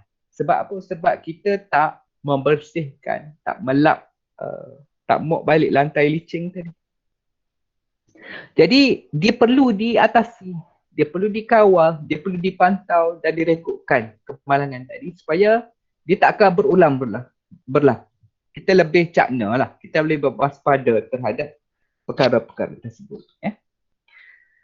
Jadi Akta AKKP 1994 di bawah Seksyen 31 dan 32 menyatakan setiap organisasi perlu mengamalkan tata cara, kod amalan dan standard untuk merekodkan, menyiasat dan melaporkan semua kejadian kemalangan nyaris, kecederaan, penyakit dan kemusnahan harta benda. Di samping pemberitahuan kecederaan yang mesti dilaporkan kepada pihak berkenaan, iaitu JKKP. Ini apa yang saya sebut tadi. Dia ada terdapat dalam AKKP 1994 di bawah Seksyen 31 dan juga 32. Auditing. Auditing ni ataupun pengauditan, auditing lah kita panggil audit. Audit ialah pemeriksaan yang sistematik. Sistematik dia ada hierarkikal, dia ada langkah-langkah, dia ada proses-proses yang spesifik untuk menentukan sama ada aktiviti dan hasil berkaitan menepati perkiraan yang telah dirancang. Apa yang dibuat, apa yang dirancang, benda yang kita buat tu dia ada tak, dah capai tak 10%, 20%, 30% ataupun 70% dan sebagainya berkaitan dengan perancangan yang kita laksanakan tu based on perancangan kita dah capai berapa persen.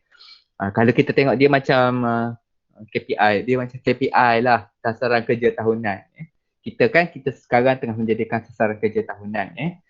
Okey, untuk 6 bulan pertama keluar, kita kena bagi kat bos dalam sistem online. Berkaitan dengan keselamatan serta pekerjaan dalam makmal. Kita sebagai staf makmal ada elemen berkaitan keselamatan dan serta pekerjaan. Contohnya sebanyak katakanlah 70% aspek-aspek penyeliaan keselamatan dan serta pekerjaan di dalam makmal kimia yang saya tugaskan mencapai matlamat yang disasarkan, iaitu tagging dah siap 50%. Katakanlah tagging dan labeling tadi 50% untuk 6 bulan pertama. Lepas tu penyimpanan radar-radar dah mencapai hampir 80%. Okey, macam tu contoh. Audit KKP mempunyai ciri seperti pemeriksaan sistematik, penentuan sama ada aktiviti menepati perkiraan yang dirancang dan ditetapkan, mematuhi keperluan undang-undang ataupun amalan yang disandarkan, iaitu AKKP 1994. Okey, sematkan pengurusan pula. Setiap proses dan pelaksanaan program KKP ini perlu dinilai dan diperiksa secara teliti untuk menentukan keberkesanan dalam mencapai matlamatnya. Perkara ini ditegaskan dalam AKKP 1994 di bawah Seksyen 16. Kajian perlu dilakukan ke atas setiap dasar dan program KKP yang diadakan. Alright. Program dan polisi audit perlu dirangka secara berkala. untuk menentukan proses pengurusan keselamatan dan kesihatan pekerjaan dan elemennya termasuk penilaian setiap elemen di KKP organisasi sentiasa terarah, mencukupi dan berkesan.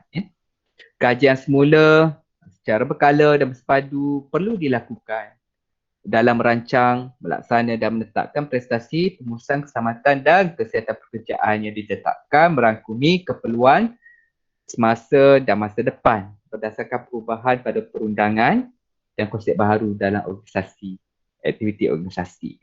Kita bersandarkan kepada sekiranya kita ada AKKP 1994 ni, katakanlah tahun 2022 atau 2023 nanti ada AKKP lain. Maknanya proses itu kita kena sandarkan kepada peraturan yang terbaru. Sebagai contohnya, kalau dalam organisasi kita, contoh katakan di sekolah kita, adanya satu wujudan makmal baru.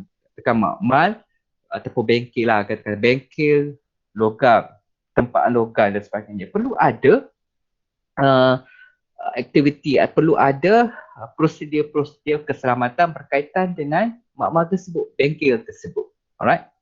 Ataupun adanya bengkel ataupun makmal pertanian. Dia kena ada berkaitan dengan makmal tersebut. Sekala-kala aktiviti baru, katakanlah aktiviti selain daripada makmal, sukan dan sebagainya, perlu ada prosedur keselamatan yang spesifik. Okey, tindakan untuk peningkatan, elemen tindakan untuk peningkatan kendiri terdiri daripada pencegahan dan pembetulan dan juga peningkatan ataupun penambahbaikan berterusan. Okey, penambahbaikan berterusan ni wajib lah. Dia perlu. Okay. Pengurusan perlu memastikan sebarang keperluan tindakan pembaikan hasil daripada kajian semula. Okey, hasil daripada temakan ataupun kajian semula tu dia perlu penambahbaikan. Kenapa? Setiap proses kerja, tata cara, kaedah dan prestasi keselamatan dan kesihatan pekerjaan perlu dibandingkan dengan piawaian yang lebih baik. Sebab dia nak tingkatkan lagi prestasi KKP. And then dia mewujudkan ruang supaya pengurusan keselamatan dan kesihatan pekerjaan dapat ditingkatkan dari semasa ke semasa. Alright. Ini antara contoh tindakan kecemasan yang perlu kita buat. Tindakan kecemasan di dalam makmal. Kajian contoh ada 8. Saya bagi 8. Kejadian kebakaran, pertolongan cemas, renjatan elektrik, kecederaan di tempat kerja, melibatkan pensan luka, tanda arah keselamatan, tumpahan bahan kimia, tindakan jika terkena patogen, tindakan jika tertumpahnya bahan radioaktif. Alright. Kejadian kebakaran. Kebakaran ni terjadi bila ada 3 benda. Pertama, haba, punca haba. Kedua, bahan api. Ketiga, oksigen. Okay. Segitiga kebakaran. Segitiga kebakaran ni ada haba, bahan api dan oksigen. Bila kebakaran kita kena ingat segitiga kebakaran. Okay, langkah pencegahan kebakaran, kita pertama kena ada perancangan kerja. Kedua, kita kena meminimumkan penggunaan bahan yang mudah terbakar. Contoh tidak makmal. Kita kena ada perancangan kerja. Perancangan kerja yang spesifik, perancangan kerja yang terurus. Kita kena minimize penggunaan bahan mudah terbakar, menyimpan bahan yang mudah terbakar di tempat yang selamat yang telah dikhaskan. Contohnya bahan kimia. Sebab tu saya kata kalau bahan kimia ni kena ada perstoran di luar bilik makmal. Sebab kita nak elak daripada makmal terbakar. Sekiranya berlaku reaksi bahan kimia di dalam makmal tersebut. Kalau makmal terbakar, habislah makmal kita. Katakan kita ada 2 makmal je. Ada yang kita simpan bahan kimia ni terbakar, tak ada makmal kita. Kata contoh. Sebab itu kena ada stor bahan kimia di luar bangunan makmal. Alright. Memastikan penggunaan alat elektrik dipadamkan selepas penggunaan. Melaporkan sebarang kerosakan dengan segera kepada kaki tangan di dalam makmal ataupun pegawai insiden. Pegawai insiden ni dia lebih kepada pegawai KKP yang menjaga keselamatan kesihatan pekerjaan. Sebagai contohnya di sekolah. Kalau guru bertugas pada minggu itu, guru bertugas tadi boleh menjadi pegawai insiden. Boleh menjadi pegawai insiden. Memastikan api yang digunakan bagi tujuan eksperimen dalam keadaan terkawal. Memastikan peralatan yang mudah terbakar tidak berdekatan dengan sumber haba atau api. Tindakan jika berlaku kebakaran. Kalau berlaku kebakaran ni, kita kena hentikan semua kerja serta-merta, matikan semua kuasa elektrik, tutup gas dan semua bahan yang mudah terbakar tadi, dah. keluar melalui jalan laluan yang selamat, jangan gunakan lift. Kalau ada lift, jangan gunakan lift. Jangan berlari, jangan tolak-menolak antara satu sama lain, jangan buat bising dengan sengaja. Jangan berpatah balik untuk mengambil barang yang tertinggal. Tertinggal phone, kita kena biarkanlah bilai. Contoh, berkumpul di tempat yang telah ditetapkan. Kita ada assembly point. Di setiap sekolah, di mana-mana tempat, dah sekarang dah ada pusat berkumpul kebakaran. Bekerjasama dan ikut arahan pegawai insiden atau pengawal keselamatan. Panduan menyelamatkan diri jika terperangkap dalam asap. Dalam sesuatu kebakaran, asap bergerak mendahului api. Asap pergi dulu baru api. Jadi asap ni merupakan ancaman. Satu, asap panas, menyesatkan pernafasan, beracun dan menghalang pandangan untuk menyelamatkan diri. Pada tahun 2000 berapa saya lupa lah, berlaku kemalangan kebakaran lah di hostel universiti, bukan negara kita lah, di luar, melibatkan pelajar bekas pelajar saya. Bekas pelajar saya lah. Dia medical doctor student. Jadi kebakaran disebabkan oleh dia meninggal disebabkan oleh racun asap kebakaran di bilik hostel beliau. Dia nak balik Malaysia, kata saya. Sebulan sebelum dia meninggal tu sebenarnya dia selepas sebulan tu sebelum dia kahwin kot. Dia nak kahwin katakan bulan 3, bulan 2 dia meninggal lah. Okey, jadi bila terperangkap dalam asap, sebagai panduan untuk menyelamatkan diri daripada asap kebakaran, kita perlu beri perhatian kepada bergerak keluar ke tempat selamat dengan merendahkan diri seperti merangkak sambil bernafas pendek melalui hidung hingga sampai ke tempat selamat. Jika boleh, tutup hidung dengan tuala dan kain basah sebab dia nak track asap tu. Gunakan belakang tapak tangan untuk meraba jalan, menyusul dinding hingga bertemu pintu keluar. Ini langkah-langkah sekiranya berlaku kebakaran di mana-mana premis.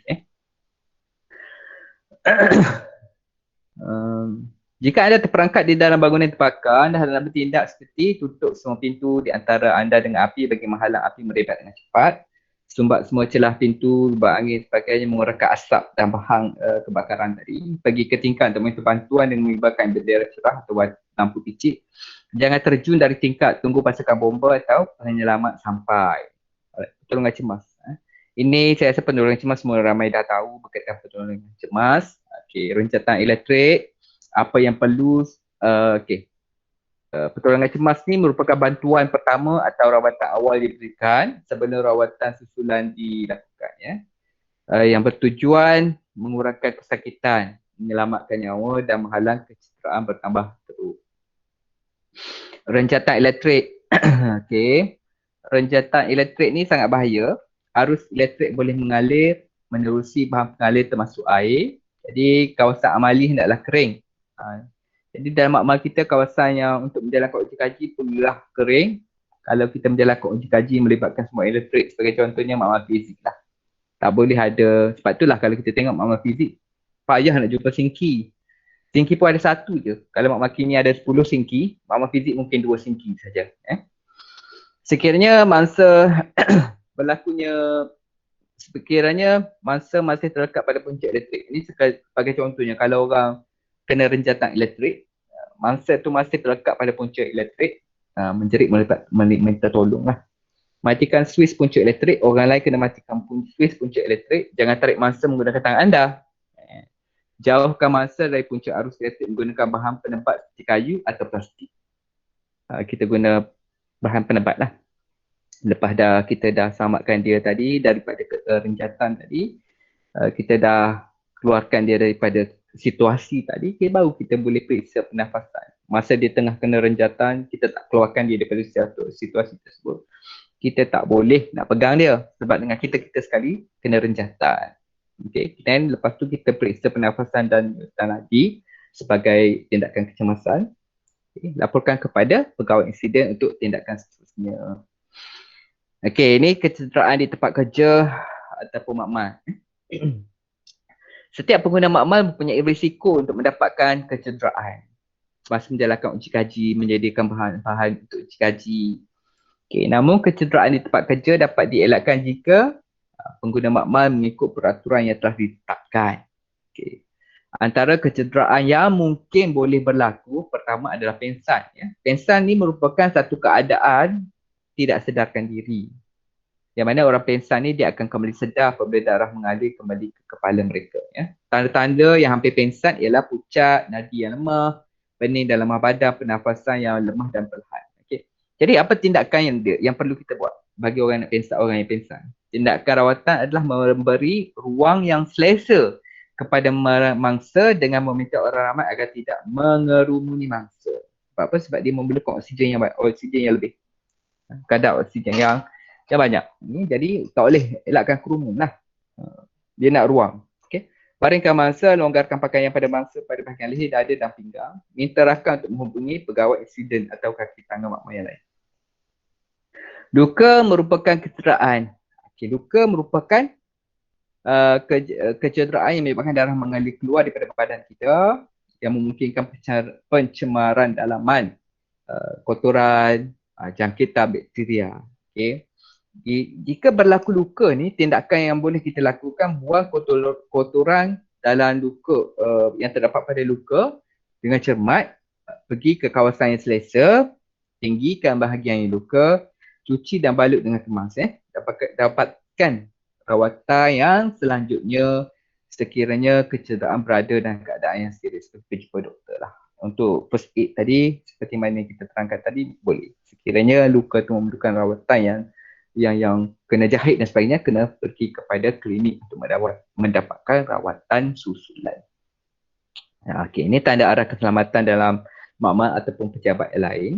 Tanda keluar kena ada, pintu kecemasan. Dalam makmal pun kena ada tanda keluar dan pintu kecemasan.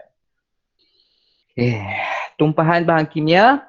Okay. Tumpahan bermaksud sesuatu yang keluar dari bekasnya secara tidak sengaja.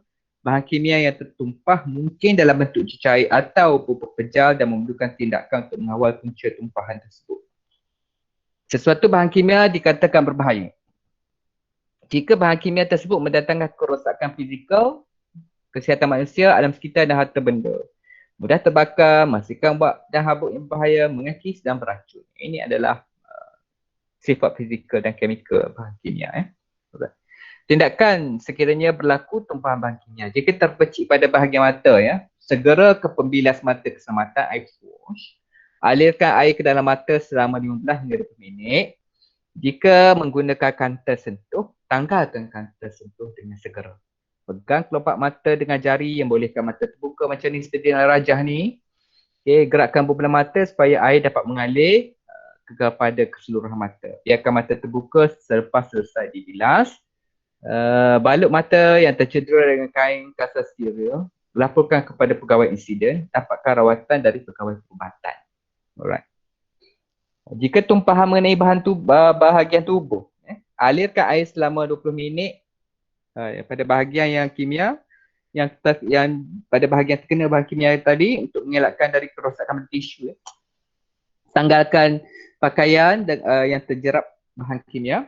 Jika bahagian tersebut melecur, cuci bahagian tersebut dengan bahan neutral. Jika asid, bahan kimia tadi bersifat asid, kita nak neutralizekan dia, kita menggunakan larutan alkali, lotion sodium bicarbonate 5%. Jika bahan kimia tadi bersifat alkali, kita menggunakan larutan berasid. Asid sitrik cair atau cuka makan. Yang simple. Laporkan kepada pegawai insiden, dapatkan rawatan daripada pegawai perubatan. Ini berkaitan dengan tumpahan bahan kimia. Kalau terdedah ataupun tertelan bahan kimia tadi, kejadian ini berlaku akibat daripada kelalaian seseorang yang tidak mematuhi peraturan. Biasanya lah berlaku kepada kelalaian disebabkan oleh faktor kealpaan. Tindakan yang perlu adalah berbeza mengikut jenis bahan kimia yang terlibat. Bahan kimia yang dia gunakan. Yang mana perlu merujuk kepada SDS, Safety Data Sheet. Ini typo, dia bukan MSDS, SDS Safety Data Sheet ataupun layan data keselamatan ataupun lembaran data keselamatan. Dalam topik 2 nanti kita akan tengok kepada SDS. Okey, ini patogen pula. Pengguna perlu mendapatkan imunisasi terlebih dahulu untuk mengelak daripada terkena jangkitan patogen. Jika pengguna jatuh sakit, dapatkan rawatan yang segera dan memaklumkan patogen yang digunakan. Okay. Ini radioaktif. Radioaktif biasanya tak ada di sekolah, tapi kita tak pastilah. Ada setengah makmal yang tak ada bahan radioaktif. Kalau ada, pertama kita kena monitor kawasan dengan meter tinjau, survey meter. Survey meter bagi memastikan kawasan yang tercemar tu tak ada leaking radioaktif, bahan radioaktif tadi. Laporkan kepada penyelia sinaran atau pegawai perlindungan sinaran sekiranya berlakunya keadaan yang mencurigakan tentang bahaya bahan radioaktif. Sekiranya boleh kumpulkan bahan radioaktif yang tertumpah ke dalam bekas lain menggunakan bahan penyerap, penyepit atau penyedup, sebagai contohnya mercury. Alright. Lakukan kerja pembersihan dengan pantas untuk mengurangkan pendedahan. Elakkan sentuhan secara langsung. Cuci kawasan yang tercemar dengan pencuci, sabun atau 1% larutan asid sitrik. Ulangi basuhan sehingga tiada lagi pencemaran. Bahan cecair seperti sodium karbonat, pita pelekat digunakan jika masih terdapat pencemaran. Cuci peralatan yang telah digunakan untuk membersihkan kawasan pencemaran dengan bahan pencuci, bahan pencecair. Alright, ini adalah berkaitan dengan radioaktif. Kita kena lakukan proses-proses begini sekiranya ada bahan radioaktif. Okey, kesimpulan. Daripada topik satu kita pada pagi ini, apa yang kita boleh simpulkan ataupun yang boleh saya rumuskan di sini adalah pertama, elemen utama SPKKP. Apa itu SPKKP? SPKKP ini merujuk kepada sistem pengurusan keselamatan dan kesihatan pekerjaan untuk memastikan keselamatan dan kesihatan serta kebajikan pelajar, guru dan pekerja dijamin dengan sewajarnya. Kita perlu SPKKP.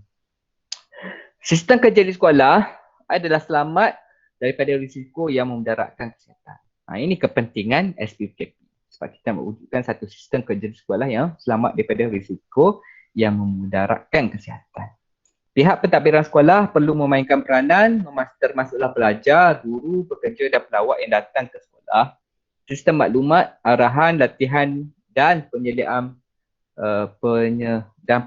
berkaitan keselamatan dan kesihatan perlu diberikan kepada pelajar, pekerja untuk memastikan keselamatan dan kesihatan pelajar berada dalam keadaan yang selamat. Kemudahan untuk kebajikan pekerja perlu diurus dengan sebaik mungkin untuk mewujudkan persekitaran sekolah sebagai tempat kerja yang selamat kepada pelajar, guru, pekerja dan juga pelawat. Dan seterusnya, akhir sekali, setiap keperluan yang terdapat dalam pengurusan keselamatan dan kesihatan pekerjaan tadi perlu disokong sepenuhnya oleh pihak pengurusan sekolah seperti mana yang tertera dalam polisi keselamatan dan kesihatan pekerjaan yang telah dibuat. Alright, itu sahaja daripada saya stop sharing. Alright, itu sahaja daripada saya untuk topik 1 pada pagi ini. Ada apa-apa pertanyaan?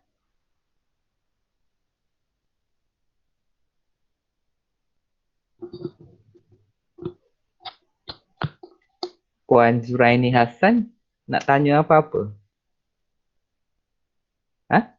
Tak bunyi suara. Tak bunyi suara. Tak ada. Tak ada Tak ada soalan. Tak ada soalan. Jelas lah. Jelas tentang peranan kita sebagai staf makmal untuk membantu pihak sekolah mewujudkan KKP di sekolah dengan baik. Jelas tak peranan kita? Kita ada sebahagian daripada warga sekolah yang turut bersama-sama dalam membantu pihak sekolah mewujudkan satu suasana yang baik. Satu suasana yang baik, suasana yang sekolah yang selamat, sihat. Sekarang sekolah bila buka Bulan 10 Kita tak tahu lagi. Tapi boleh pergi sekolah tak boleh lagi? Kedah tak boleh lagi? Boleh dah? Boleh dah? Boleh kalau boleh tu sebelum kita sekolah diteruskan time ni time kalau kita dah boleh pergi sekolah lah. Time ni time terbaik untuk kita buat tagging, labeling, susun balik peralatan makmal tu supaya dia sihat, dia selamat dalam keadaan yang selamat Okay. Saya nak tengok lagi peserta lain. Saya tak nampak. Saya nampak dalam Assalamualaikum Cik Khairul. Ya. Boleh tak kalau kami nak minta slide yang Cik Khairul tunjuk tu? Boleh. Sekejap. Saya boleh bagi dalam ni ke?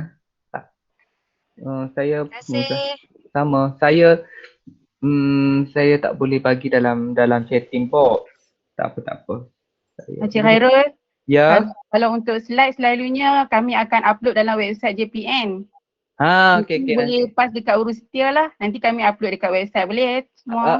Boleh. Boleh. Terima kasih. Ya, sama. Saya macam mana saya nak tengok peserta lain, saya tak boleh klik. Saya boleh tengok 9 orang, nak 8 orang saja. Tapi ya itulah, sekiranya ada soalan kalau malu. Boleh, terima kasih. Kalau malu nak tanya boleh chatting, boleh type dekat chat box. Kita ada lagi 5 minit. Saya nak minum air sekejap ya.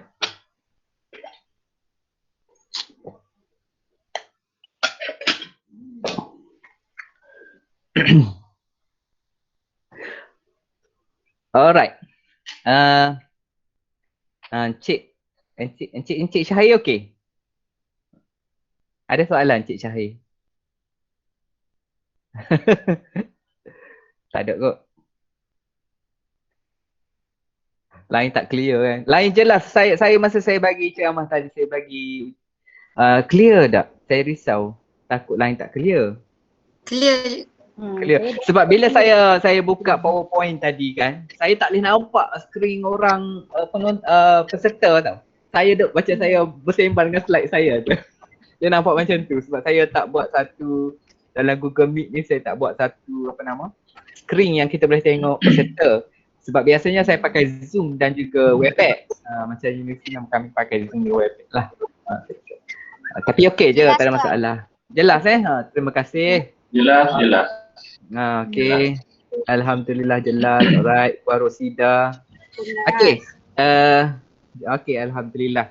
Jadi pukul 11 lagi kita akan sambung dengan dengan slide topik kita bahaya bahan kimia. Topik tu paling panjang, ada 88 slide. Yang topik ini dalam sekitar 30 slide sajalah, 28 slide. Jadi kita tengok macam mana start lagi. Dia banyak slide tu. Tapi tak apa, insya-Allah boleh. Saya cuba share. Hari ini saya akan kongsikan tentang maklumat penting dalam mengurus bahan-bahan kimia di dalam makmal di sekolah. Alright, saya serahkan kembali kepada kepada urus setia untuk mungkin rehat kan? Untuk rehat dan kita akan kembali pada pukul 11 kejap lagi ya. Sekian, terima kasih. Assalamualaikum warahmatullahi wabarakatuh dan selamat pagi.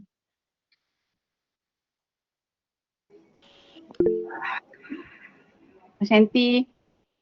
Okey semua, kita rehat dulu. Kita sambung sekejap lagi pukul 11 ya. Jumpa balik. Assalamualaikum.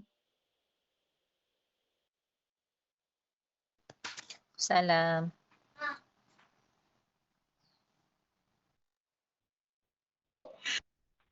Waalaikumsalam. Waalaikumsalam. Waalaikumsalam. Waalaikumsalam. Wabarakatuh.